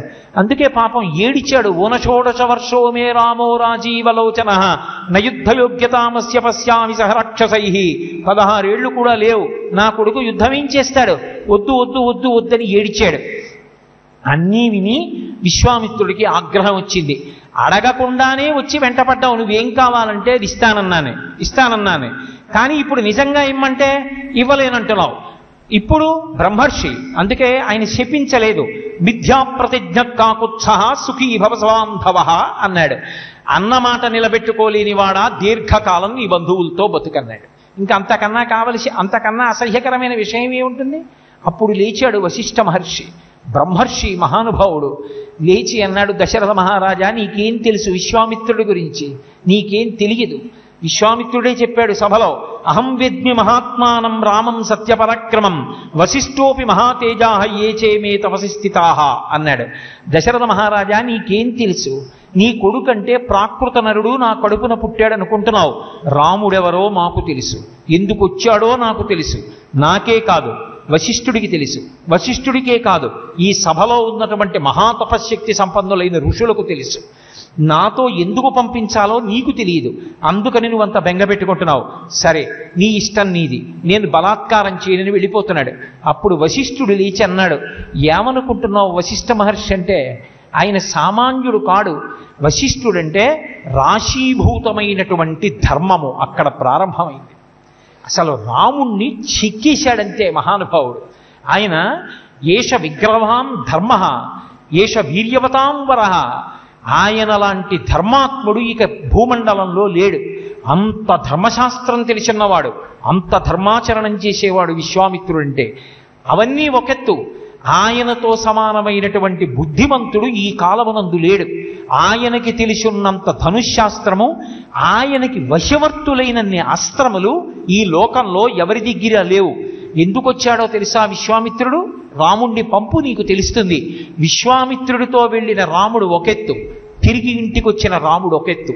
అంతటి అస్త్రశాస్త్ర విశారదుణ్ణి చేసి పంపిస్తాడు కాదు. లోపల వశిష్ఠుడికి తెలుసు రహస్యం. రాముణ్ణి శ్రీరాముణ్ణి చేసి పంపిస్తాడు, సీతారాముణ్ణి చేసి పంపిస్తాడు. కోడలు వస్తుందో, నువ్వు కోడళ్ల గురించి కదా విచారణ చేస్తున్నావు, ఎవరిని రాముడి పక్కకి చేర్చాలో విశ్వామిత్రుడికి తెలుసు. ఓ అమ్మాయి కూడా ఆయన లాంటి మహితాత్ముడు లోకంలో లేడు, పరమ సంతోషంగా పంపించబోయా, అవకాశం నీ తలుపు తట్టిందన్నాడు. దశరథ మహారాజు గారు పరుగు పరుగున అంతఃపురంలోకి వెళ్ళాడు. పిల్లవాణ్ణి తీసుకొచ్చాడు. రాముడి వెంట లక్ష్మణస్వామి వస్తూ ఉంటాడు. నచతేన వినా నిద్రా లభతే పురుషోత్తమా మృష్టమన్న ముపానీత పశ్యాతి వినా అంటారు మహర్షి. నిద్రపోవడం కానీ అన్నం తినడం కానీ పక్కన లక్ష్మణస్వామి లేకపోతే రామచంద్రమూర్తి చెయ్యరు. ఇద్దరిది అంత అన్యోన్యమైనటువంటి అనుబంధం. అందుకని రాముడి వెంట లక్ష్మణుడు వచ్చాడు. ఇప్పుడు ఎంత అద్భుత ప్రయోగం చేశారంటే మహర్షి అన్నారు, సపుత్రమూర్ధినుపాగ్రాయ రాజా దశరథ ప్రియం దదౌ కుశికపుత్రాయ సప్రీతేనంతరాత్మన. ఏదో మనసులో బెంగ పెట్టుకుని కాదు, సప్రీతేనంతరాత్మన, అంతరాత్మలో పరమ ప్రీతితో పరమ సంతోషంతో తన కొడుకైనటువంటి రాముణ్ణి దదౌ కుశికపుత్రాయ ఇచ్చేశాడంతే విశ్వామిత్రుడికి. మహానుభావా నీ ఇష్టం, నీకు ఎలా కావాలంటే అలా వినియోగించుకో అన్నాడంతే. విన్నాడు రామచంద్రమూర్తి, విన్నాడు లక్ష్మణస్వామి. సరయూ నదీ తీరంలో 1.5 యోజనాల దూరం నడిచి వెళ్ళిపోయాడు విశ్వామిత్రుడు. వెనక్కి తిరిగి చూడలేదు, మనం ఇక్కడికి వెడుతున్నామని చెప్పలేదు. గురువుగారు వెడుతున్నారు అంతే, శిష్యుడు వెళ్ళిపోయాడు అంతే. గురువుగారి వెంట వెళ్ళిపోవడమే అదే జీవితానికి అభ్యున్నతి, ఇంకంతకన్నా అభ్యున్నతికి కారణం ఉండదు. గురువుగారి వెంట వెళ్ళడం కన్నా అభ్యున్నతి అసలు శాస్త్రంలో ఇంకొకటి లేదు. తరించడానికి ఈశ్వరుడిచ్చేటటువంటి గొప్ప అవకాశం ఏమిటంటే గురువు గారి వెంట వెళ్ళడమే. ఇంకంతకన్నా ఏమిటంటే గురువు గారికి చేసిన ఉపచారం పరబ్రహ్మానికి చేసిన ఉపచారం. కాబట్టి ఇప్పుడు గురువు వెంట వెళ్ళిపోతున్నాడంతే రాముడు. వెళ్ళిపోతుంటే మహర్షి అన్నారు, పరమేశ్వరుడు హిమవత్పర్వత ప్రాంతంలో నడిచి వెళ్ళిపోతుంటే స్కందుడు విశాఖుడు వెనక నడిచి వెడుతుంటే ఎలా ఉంటుందో రామలక్ష్మణులు విశ్వామిత్రుడి వెంట నడిచి వెళ్ళిపోతుంటే అలా ఉంది. 1.5 యోజనముల దూరం వెళ్ళిపోయారు. వెళ్ళిపోయిన తరువాత గురువుగారు ఎంత దూరం నడవాలండి అని కానీ, గురువుగారు ఎక్కడికి వెడుతున్నామండి అని కానీ, గురువుగారు ఆకలిస్తోందండి అని కానీ, గురువుగారు దాహమేస్తోందండి అని కానీ ఒక్క మాట పిల్లలిద్దరు అనలేదు. బాలరాముడు బాలలక్ష్మణుడు గురువుగారి మీద ఉన్న విశ్వాసం, తన తండ్రి పంపాడు వెళ్ళిపోయాడంతే. ఇద్దరూ వెళ్ళిపోతున్నారు. 1.5 యోజనముల దూరం నడిచి వెళ్ళిపోయిన తర్వాత ఆగాడు విశ్వామిత్రుడు. వెనక్కి తిరిగి చూశాడు పిల్లలిద్దరిని. ఎంత మురిసిపోయాడో. ఒక గురువు దేనికి వశవర్తి అయిపోతాడంటే, దేనికి ప్రసన్నుడైపోతాడంటే శుశ్రూష చేత ప్రసన్నుడవుతాడు తప్ప గురువుకి ఏది ఇస్తే ప్రసన్నుడవుతాడు? గురువు గారికి ఏమిస్తాం? గురువు గారికి ఇవ్వడానికి ఆయన ఇప్పుడు బ్రహ్మముతో రమిస్తూ ఉంటాడు. ఆయనకి ఇది కావాలన్న కోరిక ఆయనకి ఏమి ఉండదు. లేనప్పుడు నువ్వేమిస్తే సంతోషిస్తాడు? ఏమి ఇవ్వడానికి ఉండదు. కానీ ఆ సమయానికి ఆయనకి ఏది కావాలో అది అందిపుచ్చుకుని ఉండేటటువంటి శిష్యుడు ఉంటాడే, వాడు అంతేవాస అవుతాడు. ముందు వస్తువు గుర్తురాదు, శిష్యుడు గుర్తొస్తాడు. వాడు ఉన్నాడా? వాడు ఉంటే చాలు, పని అయిపోతుంది నాకంటాడు. అంతటి అంత్యవాసిత్వాన్ని ఏ శిష్యుడు పొందుతాడో, ఎవరు గురువుని సేవిస్తాడో, ఎవడు శుశ్రూష చేస్తాడో వాడి శుశ్రూషకి గురువు ప్రీతి చెందుతాడు. తనని ఎక్కడికి అని కూడా అడగకుండా తన మీద నమ్మకంతో అలా వచ్చేశాడంతే. ఇది చూసి ప్రసన్నుడైపోయాడు. వెనక్కి తిరిగాడు, చిరునవ్వు నవ్వాడు. రామా, ఆచమన పాత్రతో నీళ్లు తెచ్చుకో అన్నాడు. గురువు తలుచుకుంటే ఏమివ్వలేడు. గృహాణవత్ససలిలమ్మాభూత్కాలస్య పర్యయ మంత్రగ్రామం గృహాణత్వం బలాం అతిబలాంస్తథా అన్నాడు. ఆచమనం చెయ్యి, ఇచ్చేస్తున్నాను నీకు బల అతిబల అని 2 బాణముల యొక్క అస్త్రముల యొక్క సమూహములను ఉపదేశం చేస్తున్నాను, మంత్రాల్ని. వాటి మీద బాణాల మీద అభిమంత్రణ చేసి నువ్వు విడిచిపెట్టచ్చు. అలా అభిమంత్రించి విడిచిపెడితే చాలు, అవి అస్త్రములై అవతల వాళ్ళని పడగొట్టేటట్టుగా ప్రవర్తిస్తాయి. కాబట్టి అటువంటి మంత్ర గ్రామాలంటే మంత్ర సమూహములను నీకు ఉపదేశం చేస్తున్నాను, కూర్చో అన్నాడు. అని నశ్రమో నజ్వరో వాతేన రూపస్య విపర్యయ నచ సుప్తం ప్రమత్తం వా దర్శయిర్షంతి నైరుతాహ అంటే రాముణ్ణి ఎంత బలవంతుడిగా మార్చేస్తున్నాడో చూడండి గురువుగారి అనుగ్రహం. ఇది వశిష్ఠ మహర్షి చెప్పింది. అందుకే విశ్వామిత్రుడితో కలిసి రామలక్ష్మణులు అంతఃపుర ద్వారం దాటారంతే, పుష్పవృష్టి కురిసింది, దేవదుందుబులు మోగే, ఆకాశంలో దేవతలు నృత్యం చేశారు. అంటే రాముడి విశ్వామిత్రుడితో వెళ్ళడం రామాయణానికి పెద్ద మలుపు. ఎందుకని? విశ్వామిత్రుడితో వెళ్ళడం రాముడికి పెద్ద మలుపు ఎందుకో వశిష్ఠుడు చెప్పాడు. ఏమిటా మలుపు అంటే, ఏష విగ్రహవాన్ ధర్మ, రాశీభూతమైన ధర్మము విశ్వామిత్రుడు. ఆ విశ్వామిత్రుడితో వెళ్ళడమే ధర్మశాస్త్రం చదవడం.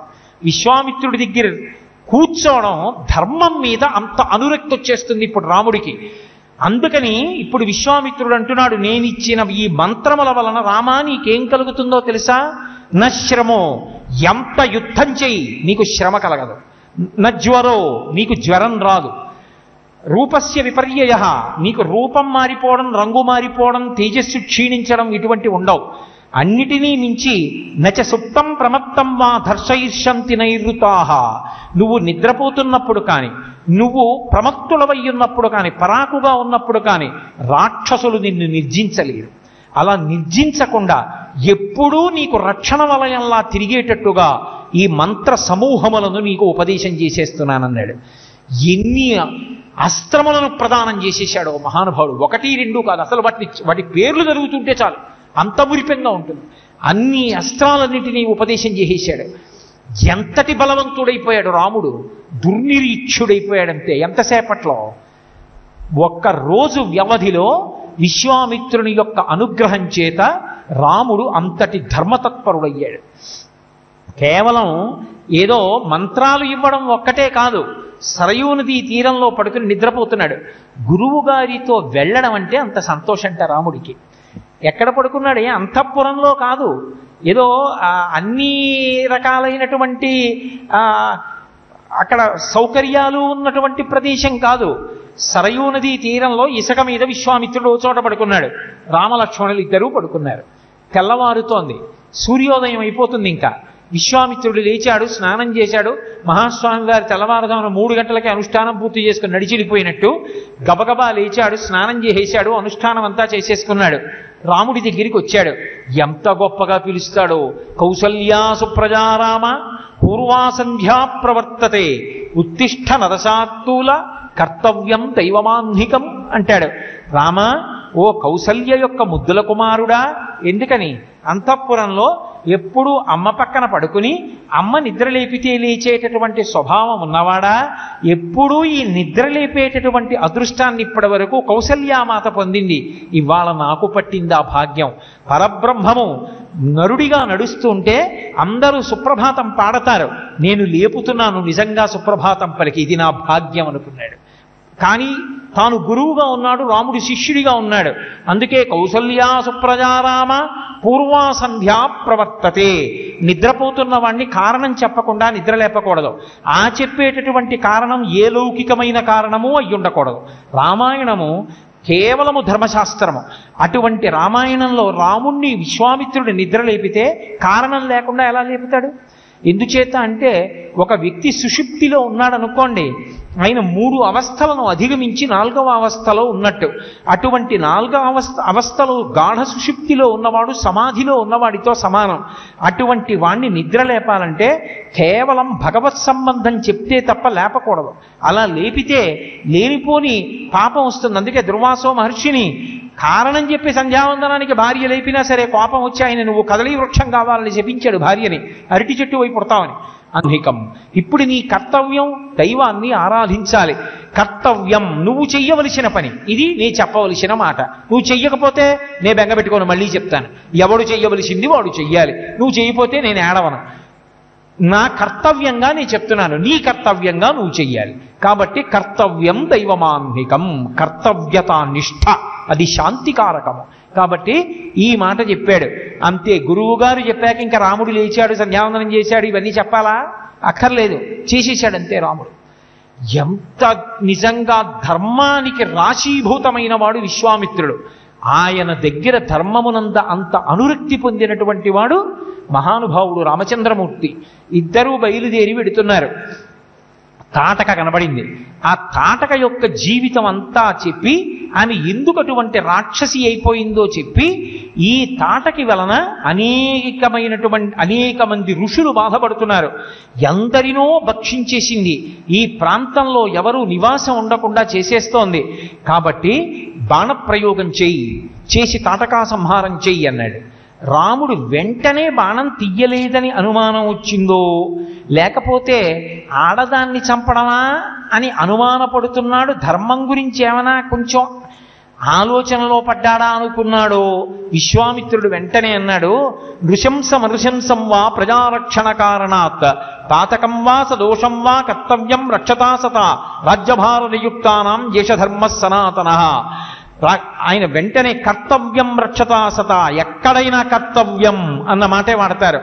కర్తవ్యం రక్షతా సత, సత్పురుషుడైనటువంటి రాజు 4 వర్ణములలో ఉన్నటువంటి ప్రజలను కాపాడడం కోసం ఎప్పుడూ కూడా నృశంసం వా, దాని వలన తనకి అపవాదు వచ్చిన, ఆ పని చేయడం వల్ల పాపం కలిగిన, తాను రాజ్యమును పరిపాలించవలసినటువంటి వాడు కాబట్టి ఎంత మాత్రము ఆలోచించకుండా ప్రజారక్షణ కొరకు ఇటువంటి రాక్షసులను సంహరించవలసినదే. రామ ఎందుకు చంపాలో తెలుసా? ఈమె ధర్మాన్ని తప్పింది, ధర్మము తప్పిన వాళ్ళని సంహరించడం నీ కర్తవ్యం. ఇదే వాలి సంహారం వరకు వెళ్ళిపోయింది. విశ్వామిత్రుడు నూరి పోషేశాడంతే ధర్మానురక్తిని. ధర్మం తప్పిన స్త్రీ ఉపేక్షించకు రామా, వేయి బాణం అన్నాడు. రాముడు అన్నాడు వెనక్కి తిరిగి, ఇది ధర్మం అంటే. ఎటువంటి గురువు దగ్గర తిరిగాడో అటువంటి ధర్మం. రాముడికి ఎంత ప్రీతో ఆయన అన్నాడో, పితుర్వచన నిర్దేశాత్ పితుర్వచన కారణాత్ వచనం కౌశికస్యేతి కర్తవ్యమని శంకయ గోబ్రాహ్మణ హితార్థాయ దేశస్యాస్య సుఖాయ చ తవచైనా ప్రమేయస్య. నేను వేసేస్తాను బాణం, చంపేస్తాను ఈ తాటకని. ఎందుకు చంపుతానో తెలుసా? గోబ్రాహ్మణ హితార్థాయ దేశస్యాస్య సుఖాయ చ. గోవులు బ్రాహ్మణులు రక్షింపబడాలి. లోకమంతటికీ ఉపద్రవం వచ్చినా గో ఒక్కటుంటే ఆ గోమయంతో భూమిని శుద్ధి చేసి ఆ గోమూత్రాన్ని గోమయాన్ని వాడి పంచగవ్యాల్ని వాడి అక్కడ యజ్ఞం చేసి మంత్రం తెలిసున్న బ్రాహ్మణుడుంటే దేవతలు ప్రీతి పొందేట్టుగా చేసి మిగిలిన వారి కష్టాన్ని పోగొట్టగలడు. మిగిలిన వారి కష్టాన్ని పోగొట్టగలిగిన గోబ్రాహ్మణుల్నే ఈ తాటక వధించేస్తోంది. కాబట్టి ఈ తాటక ఉండడానికి వీలు లేదు. ఒక పని చేసేటప్పుడు ఎంత ఆలోచన ఉంటుందో, ఆ ఆలోచన ఎంత శాస్త్రీయమైనదై ఉంటుందో, వేదంలో చెప్పబడిన ప్రమాణాన్ని ఎలా స్వీకరించి ఒక కార్యాన్ని చేస్తాడో, బుద్ధి ఎంత నిశ్చయాత్మకంగా ఉంటుందో. మీకు ఈ రాబోయే 2 రోజుల్లో నేను కొన్ని సందర్భాలు చూపిస్తాను. రాముడు ఒక పని ఇందుకు చెయ్యాలి అన్నా, ఇందుకు చెయ్యకూడదు అన్నా, నువ్వు తప్పు చేశావు అన్నా, నువ్వు తప్పు చెయ్యలేదన్నా శాస్త్రాన్ని ప్రమాణం చేసుకుని నిశ్చయం చేసి చూపిస్తాడు. కాబట్టి గోబ్రాహ్మణ హితార్థాయ దేశస్యాస్య సుఖాయత తవచైనా ప్రమేయస్య వచనం కర్తుముజ్యతః పితుర్వచన నిర్దేశాత్ పితుర్వచన కారణాత్ వచనం కౌశికస్యేతి వచనం కర్తుముజ్యతః. నేను చంపేస్తాను తాటకని. ఎందుకు చంపుతానో తెలుసా? మా నాన్నగారి మాట కారణం చేత చంపేస్తాను. పుత్రుడిగా నా ధర్మం నాన్నగారి మాట పాటించడం. మా నాన్నగారు దదౌ కుశికపిత్రాయా సప్రీతేనంతరాత్మన. మీతో నన్ను పంపించారు. పంపించినప్పుడు అన్యాపదేశం ప్రకటనంగా చెప్పక్కర్లేదు. మీరు ఏం చెప్తే అది చేయమన్నారు. ఇప్పుడు మీరు చెప్పింది నేను చేయకపోతే మా నాన్నగారు చెప్పిన పని నేను చెయ్యనట్టు. పుత్రుడిగా నా ధర్మం పోతుంది. తండ్రి మాట వినడం పుత్రుడి ధర్మం కాబట్టి మా నాన్నగారు చెప్పిన మాట నిలబెట్టడానికి చంపేస్తాను. 2, మహాపురుషుడవు గురువువి, మీరు చెప్పారు కాబట్టి మీ మాట అతిక్రమించేటటువంటి సందర్భమే లేదు, చంపేస్తాను. మరి చంపడానికి నాకేమిటి ఆలోచన? గోబ్రాహ్మణ హితార్థాయ దేశస్యాస్య సుఖాయ చ. దేశము యొక్క సుఖం కోసం, గోబ్రాహ్మణ హితం కోసం చంపేస్తాను. వేదం చెప్పింది కాబట్టి వీళ్ళని రక్షించడం క్షత్రియ కర్తవ్యం కాబట్టి బాణాన్ని విడిచిపెడుతున్నానన్నాడు. చిన్న పిల్లవాడైనటువంటి రామచంద్రమూర్తి ఎందు అంతటి ధర్మానురక్తి కొట్టేశాడంతే తాటకని. తాటకా సంహారం అయిపోయింది. మారీచుణ్ణి మానవాస్త్రం పెట్టి కొట్టి 100 యోజనముల అవతల పడిపోయేటట్టు చేశాడు. సుబాహువుని చంపేశాడు. ఇంతమందిని చంపిన తర్వాత దేవతలు కూడా కీర్తించారు. ఋషులందరూ పొంగిపోయారు. యజ్ఞం పూర్తయిపోయింది. మరునాడు విశ్వామిత్రుడి దగ్గరికి వెళ్ళాడు.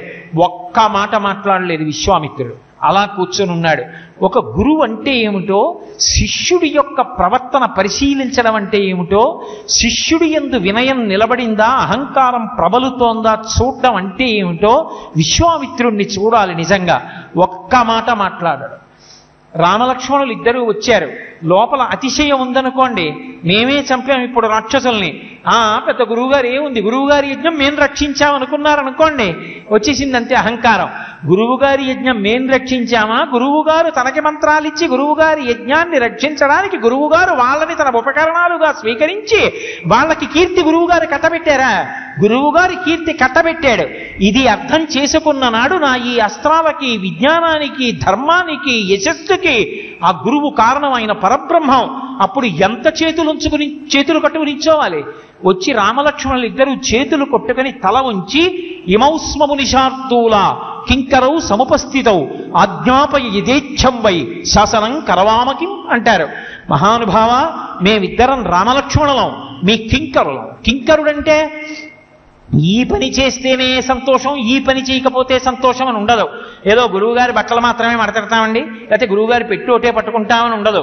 గురువుగారి చెప్పులు పట్టుకోవడం దగ్గర నుంచి ఏ పని గురువుగారికి చేసి పెట్టినా మా జన్మ సార్థక్యమే చాలు. కింకరౌ సముపస్థితౌ, మేము మీ కింకరులం గురువుగారు. ఆజ్ఞాపయ యథేష్టం వై, మీ ఇష్టం వచ్చినట్టు ఆజ్ఞాపించండి. ఎప్పటికీ మేము మీ కింకరులం, మీరు మా యజమాని. మీరు అలా ఆజ్ఞాపించాలి, మేము అవధరించాలి. అంతేకాని స్వతంత్ర బుద్ధితో ప్రవర్తిస్తాననుకుంటున్నారేమో, అలా అనుకోవద్దు గురువుగారు. ఆజ్ఞాపై ఇదేష్టం వై శాసనం కరమామకిం, శాసించండి గురువుగారు. ఇది రాముడంటే, ఇది రాముడి ధర్మం అంటే. ఎక్కడ ఎవరి దగ్గర ఎలా ప్రవర్తించాలో అలా ప్రవర్తించి చూపిస్తాడు. శ్రీరామాయణం బ్రతికి ఉన్నంతకాలం, శ్రీరామాయణం చదివినంతకాలం, శ్రీరామాయణ ప్రవచనాలు జరిగినంతకాలం లోకంలో ధర్మం నిలబడుతుంది, మానవత్వం నిలబడుతుంది. ఎప్పుడు రామాయణ ప్రవచనం ఆగిపోతుందో, ఎప్పుడు రామాయణం ఆదరింపబడదో, ఎప్పుడు రామాయణం చదవరో అప్పుడు మనుష్యత్వం చచ్చిపోతుంది. అందుకే రామాయణం జీవధార, ఆది కావ్యం. రామాయణం ఎప్పుడూ చదువుకుంటూనే ఉండాలి. రామచంద్రమూర్తి ధర్మమూర్తి. ఆయన జీవితాన్ని పరిశీలిస్తే రామాయణం ఎందుకు చదువుకోవాలో, ఆ ధర్మం ఎంత శక్తివంతమైనదో మనకు అర్థమవుతుంది. అటువంటి రాముడు ఎక్కడా ధర్మం తప్పడు. విశ్వామిత్రుడు ధర్మం అంటే ఏమిటో ఎప్పటికప్పుడు ఎక్కడికక్కడ అంత అద్భుతంగా నిరూపణం చేసి చూపిస్తూ ఉంటాడు. ఇద్దరే, ఒకరిని మించినటువంటి వాళ్ళు ఒకళ్ళు. ఆ గురువు ఆ శిష్యుడిని అలా చెక్కాడు మహానుభావుడు. అసలు ఆశ్చర్యకరమైనటువంటి విశేషం ఎక్కడున్నది అంటే, వాళ్ళిద్దరూ కలిసి నడిచి వెళ్ళిపోతున్నప్పుడు విశ్వామిత్రుడు రామచంద్రమూర్తితో మాట్లాడుతున్నప్పుడు ఒక్కొక్క విషయాన్ని మాట్లాడతాడు, ఒక్కొక్క కథ చెప్తాడు. ఒక్కొక్క కథ చెప్పినప్పుడు అందులో ఉండేటటువంటి తీర్పుని రాముడితో మాట్లాడతాడు. మాట్లాడి ప్రధానమైన మాట రాముడితో చెప్తాడు. అది వింటాడు రాముడు. కాసేపు కళ్ళు మూసుకుని దాని గురించి అలా వింటాడు. మీరు చదవాలి రామాయణం బాలకాండ. విశ్వామిత్రుడు అంటాడు, అప్పటికి రాముడికి లక్ష్మణుడికి ఒళ్ళు తెలియదు. విశ్వామిత్రుడి చుట్టూ కూర్చుంటారు. ఆయన అద్భుతంగా చెప్తాడు ఒక విశేషాన్ని. రాముడు చీకటి పడిపోయిందని కూడా గుర్తించకుండా వింటాడు. అంతసేపు విన్న తర్వాత రాముడు అంటాడు, ఆ విశ్వామిత్రుడు అంటాడు, నాయనా రామ, బాగా చీకటి పడిపోయింది. అరణ్యంలో క్రూర మృగాల యొక్క కూతలు వినపడుతున్నాయి. అదిగో పక్షులు ఎక్కడా అరవట్లేదు, తమ గోళ్లకు తాము చేరిపోయి ఎక్కడా ఏవీ సంచరిస్తున్నట్లు కనపట్టలేదు. ఉగ్రభూతములన్నీ మేల్కొన్నాయి. ఇది మనుష్యులు విశ్రాంతి తీసుకోవలసినటువంటి కాలం. ఇప్పటికే బాగా ఆలస్యమైంది. మళ్ళీ రేపు పొద్దున్న యథోచితమైనటువంటి కర్మ చేయుట కొరకు కాలమును అనుసరించి ప్రవర్తించాలి. అంటే రాత్రి ఆలస్యంగా పడుకుని పొద్దున్న ఆలస్యంగా లేవడం కాదు. కాబట్టి తొందరగా పడుకోవాలి. రామా, ఇప్పటికే ఆలస్యమైంది, పడుకో అంటాడు. అసలు నిజంగా ఆయన మాట్లాడుతుంటే తెల్లబోయిన రాముడు వెళ్ళి పడుకుంటాడు. కానీ రాముల్లో విశ్వామిత్రుడు చెప్పినటువంటి మాటలే తిరుగుతుంటాయి. అవి రాముడి యొక్క శీల వైభవాన్ని చెక్కేశాయి. అసలు ఒక తండ్రికి పుట్టినటువంటి బిడ్డడు తన సొంతంగా నిర్ణయం చేసుకుని వివాహం చేసుకోవచ్చా? తల్లిదండ్రుల మాట వినకుండా ఆడపిల్ల కానీ, తల్లిదండ్రుల మాట వినకుండా మగపిల్లవాడు కానీ వివాహం చేసుకోవడానికి స్వాతంత్ర్యం ఉందా? అలా చేసుకోవచ్చా అన్నదానికి ఒకానొకప్పుడు కుశనాభోపాఖ్యానం అని ఒక అద్భుతమైన ఉపాఖ్యానం చెప్తాడు విశ్వామిత్రుడు. 3 రోజుల్లో నేను ఏం చెప్తాను, తోచిన కాడికో మాట చెప్తూ ఉండడం అంతే. అందులో కుశనాభుడికి 60 మంది సంతానం. వాళ్ళు గొప్ప అందగత్యారు. వాళ్ళు వేణువులు ఊదుతూ, మృదంగాలు వాయిస్తూ, నృత్యం చేస్తూ ప్రదోష వేళలో ఉద్యానవనంలో తిరుగుతున్నారు. వాయువు వాళ్ళ యొక్క అందచందాలు చూశాడు. మీరు మనుష్యకాంతలు, మీ అందచందాలు ఇలా ఉండవు, కాలగతి ఎందు జర్జరీభూతమైపోతాయి, మీ అందం పోతుంది. అందుకే మీ అందరూ నాకు పత్నులు కండి. అందరూ నాకు పత్నులైతే మీరు నిత్యం యవ్వనంలో ఉండేటట్టు, ఎప్పుడూ అందంగా ఉండేటట్టు నేను మిమ్మల్ని అనుగ్రహిస్తానన్నాడు. ఆ మాటకి నిజానికి వాళ్ళు ఎంతో సంతోషించి, వాయువుకి భార్యలం అవుతున్నాం మేము, తర్వాత వెళ్ళి చెప్తే మాత్రం నాన్నగారు సంతోషించారేమిటి, అందులో మనుష్యులు పొందేటటువంటి అవస్థకి అతీతమైన స్థితిని పొందుతున్నాం, ఇక మా అందచందాలు పోవు, మా యవ్వనం పోదు అని సంతోషించి వాయువుని గంధర్వ వివాహం చేసుకోవచ్చు. వాళ్ళన్నారు, పితాహి ప్రభురస్మాకం దైవతం పరమం హిసః యస్యనో దాస్యతి పితా సనో భర్త భవిష్యసి. రామాయణంలో విశ్వామిత్రుడు రాముడిని చెక్కుతున్న కథ.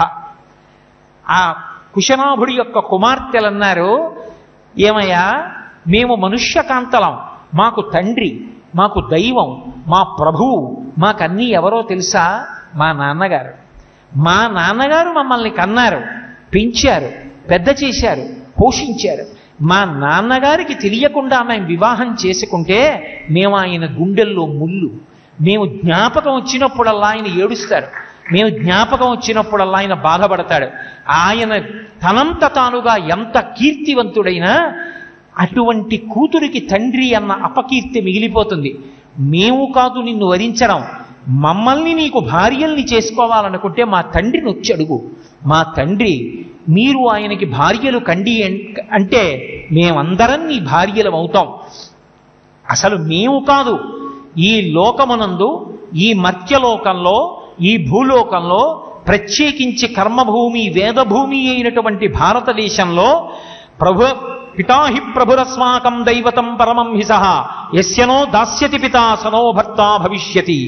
ఎప్పుడూ కూడా ఆడపిల్ల తన భర్తని తానే నిర్ణయించుకొని తండ్రికి చెప్పకుండా వివాహము చేసుకునేటటువంటి రోజు రాకుండుగాక అన్నారు. అంటే వాయువు వాళ్ళ మీద ఆగ్రహించి వాళ్ళ శరీరాలలో అక్కడక్కడా తిరిగి అక్కడక్కడా తిరగక వాళ్ళ శరీరానికి గూని వచ్చేటట్టు వంకర టింకర్లు చేశాడు. వాళ్ళందరూ వచ్చి సభామంటపంలో పడిపోయారు. తండ్రి చూసన్నాడు, అమ్మా ఇంత అందగత్తెలే ఎందుకమ్మా ఇలా పడిపోయారు, ఏ తప్పు జరిగిందమ్మా మీ వల్ల అన్నాడు.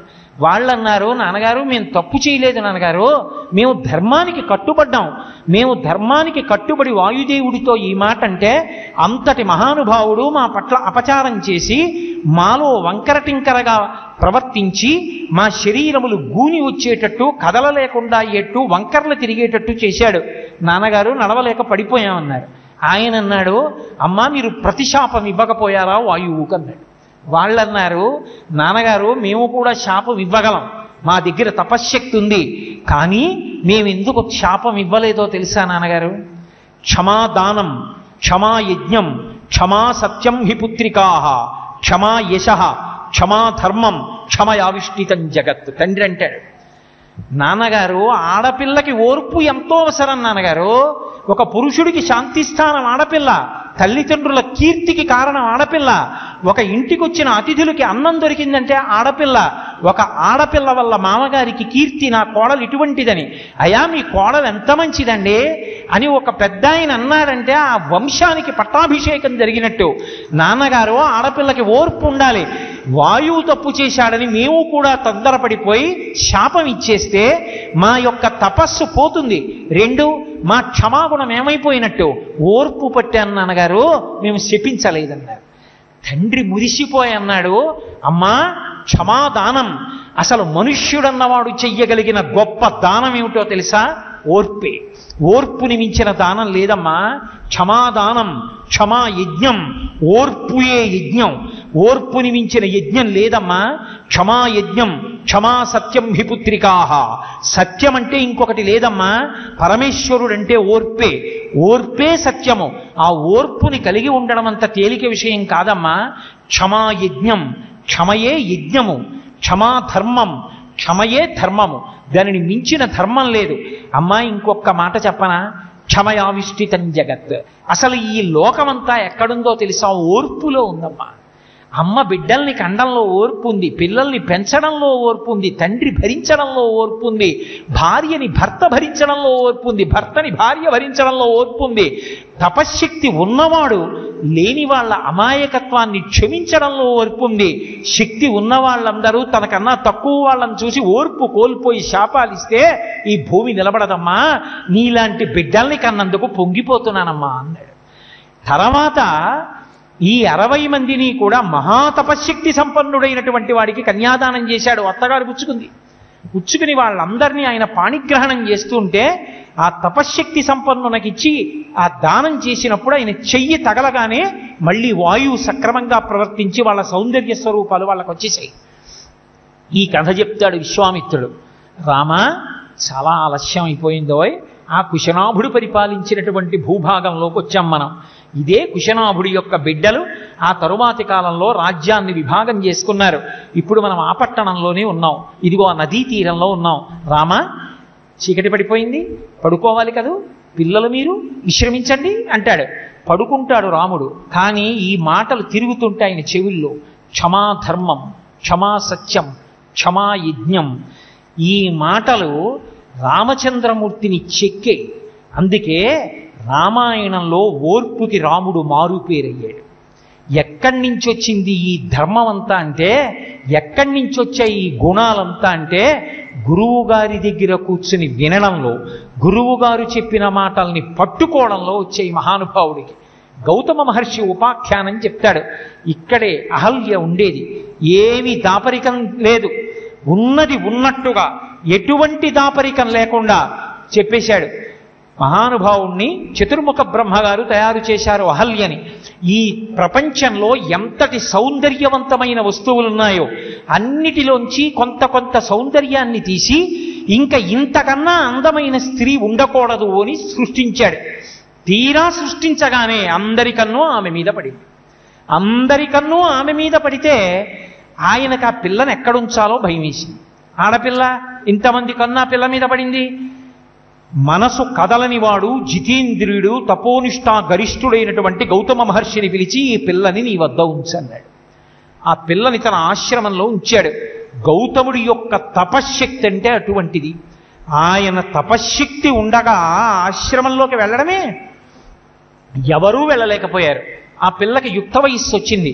గౌతముడు తీసుకొచ్చి బ్రహ్మగారికి ఇచ్చేశాడు. ఈ పిల్లని నీకు అప్పచెప్పేస్తున్నాను, తండ్రివి నువ్వు సృష్టించావు, అపారమైన సౌందర్య రాశి, ఎవరికిస్తావో ఇచ్చుకోమన్నాడు. రామాయణంలో అహల్య ఉత్పత్తి గురించి లేదు, నేను అనుసంధానం చేస్తున్నాను. తీరా తీసుకొచ్చి ఇచ్చిన తరువాత దేవేంద్రుడితో కలిపి అందరూ వచ్చి నిలబడ్డారు. ఆ పిల్ల మాకు కావాలంటే మాకు కావాలని.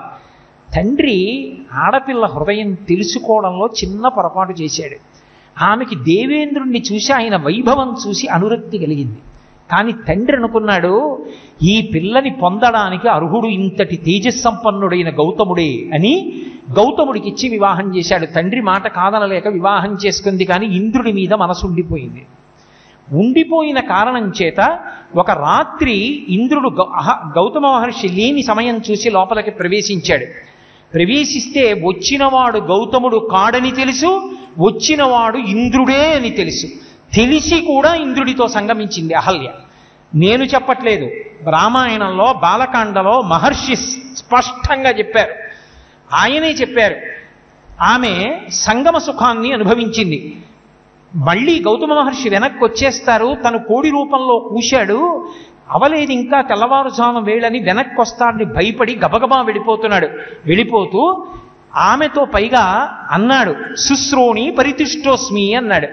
అందమైనటువంటి పిరుదులు కలదానా, నేను నీ వలన సుఖాన్ని అనుభవించానన్నాడు.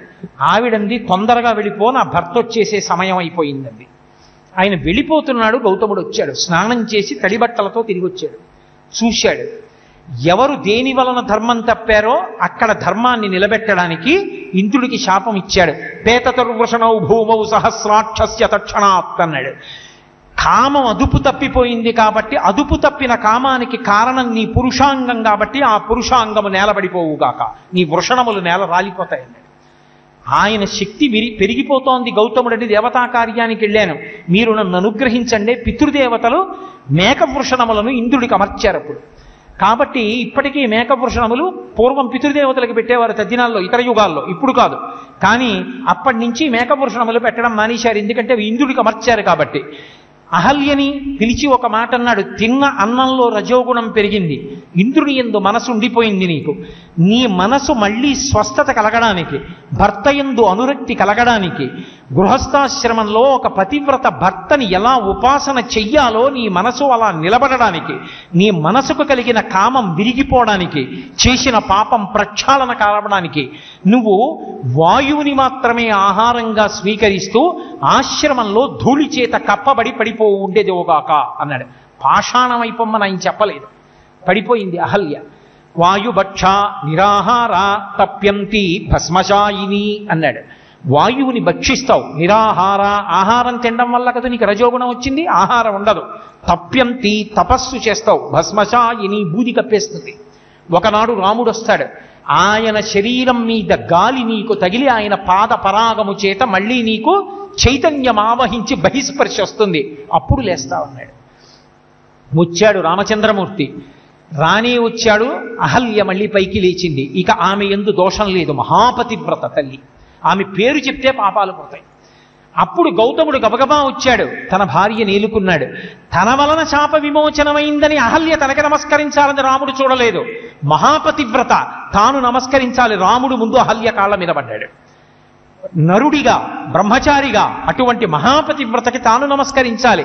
విష్ణు భగవానుడిగా అయితే ఆమె తనకి నమస్కరించాలి. నరుడు కనుక తాను నమస్కరించాడు కాళ్ళ మీద పడి. ఇది రామాయణం అంటే, ఇది రాముడి ధర్మం అంటే. అటువంటి ఉత్తమాంగన కనబడితే కాళ్ళ మీద పడి నమస్కరించాడు. రామాయణంలో ఈ కథ చెప్తే అర్థమైంది. అసలు ఒక ఇంటి ఇల్లాలు చెయ్యకూడనంత పెద్ద తప్పంటూ ఏదైనా ఉంటే తన యందు మనసు పోగొట్టుకుని పరపురుషుడితో సమాగమ సుఖాన్ని పొందడం. అంత తప్పు చేసినటువంటి ఇల్లాలైనటువంటి అహల్యని కూడా ప్రాయశ్చిత్తం చేయించి, తపస్సు చేయించి, నిరాహారంగా వాయువుని ఆహారంగా స్వీకరించమని చెప్పి ఆమెకి ఉన్నటువంటి దోషాన్ని పోగొట్టి మళ్ళీ స్వీకరించాడు తప్ప గౌతముడు ఇంత తప్పు చేశావు కాబట్టి నిన్ను వదిలిపెట్టేస్తున్నాను, విడాకులు ఇస్తున్నానన్న మాట అనలేదు. ఈ దేశంలో భర్త అన్నవాడు భార్య ఎంత తప్పు చేసినా దిద్దుకోవడమే. విడాకులన్న మాట కానీ, భార్యని విడిచిపెట్టేయడం కానీ లేవు. రామాయణాన్ని విని నేర్చుకున్నాడు రామచంద్రమూర్తి. ఆలోచించాడు రాత్రి పడుకుని, మెదలు సుడులు తిరిగిపోతోంది. అబ్బా, వైవాహిక జీవితం అంటే ఇంత గొప్పదా? గృహస్థ అంటే ఇలా ఉండాలా? భార్య అంటే అంత గొప్పదా? భార్య మనసెరిగి ప్రవర్తించాలా? భార్యని దిద్దుకోవడం అంటే ఇలా ఉంటుందా? అసలు గృహస్థాశ్రమం అంటే ఏమిటో, ఎలా బ్రతకాలో రాముడికి చూపించాడు. రేపటి రోజున మీకు అహల్యా వృత్తాంతానికి సంబంధించినటువంటి మరికొంత వివరణతో నా ఉపన్యాసాన్ని సాయంకాలం 6:30 మళ్ళీ ప్రారంభం చేసి, అసలు ఆ రామచంద్రమూర్తి విశ్వామిత్రుడు కలిసి వెడుతున్నప్పుడు రాముడి యందు ధర్మానురక్తిని ఎలా కల్పించాడో, ఆ రాముడికి ధర్మం పట్ల ఎంత అనురక్తి ఏర్పడిందో, ఎన్ని విషయాల్లో ఎంత ధర్మ సూక్ష్మాలు తెలుసుకునేటట్టు చేశాడో, ఈ విషయాల గురించి రామచంద్ర ప్రభువు పలికించినంత మేర రేపు సాయంకాలం మళ్ళీ మనం తిరిగి 6:30 కలుసుకున్నప్పుడు పునః ప్రారంభించి నా చేత రామచంద్రమూర్తి పలికించుగాక అని ప్రార్థన చేస్తూ, మంగళాశాసనపరై మదాచార్య పురోగమై సర్వైశ్చ పూర్వైరాచార్యై సత్కృతాయాస్తు మంగళం. మంగళం కోసలేంద్రాయ మహనీయ గుణాత్మనే చక్రవర్తి తనూజాయ సర్వభౌమాయ మంగళం. ఉమాకాంతాయ కాంతాయ కామితార్థప్రదాయినే శ్రీగిరీశాయ దేవాయ మలినాథాయ మంగళం. సర్వం శ్రీ ఉమామహేశ్వర పరబ్రహ్మ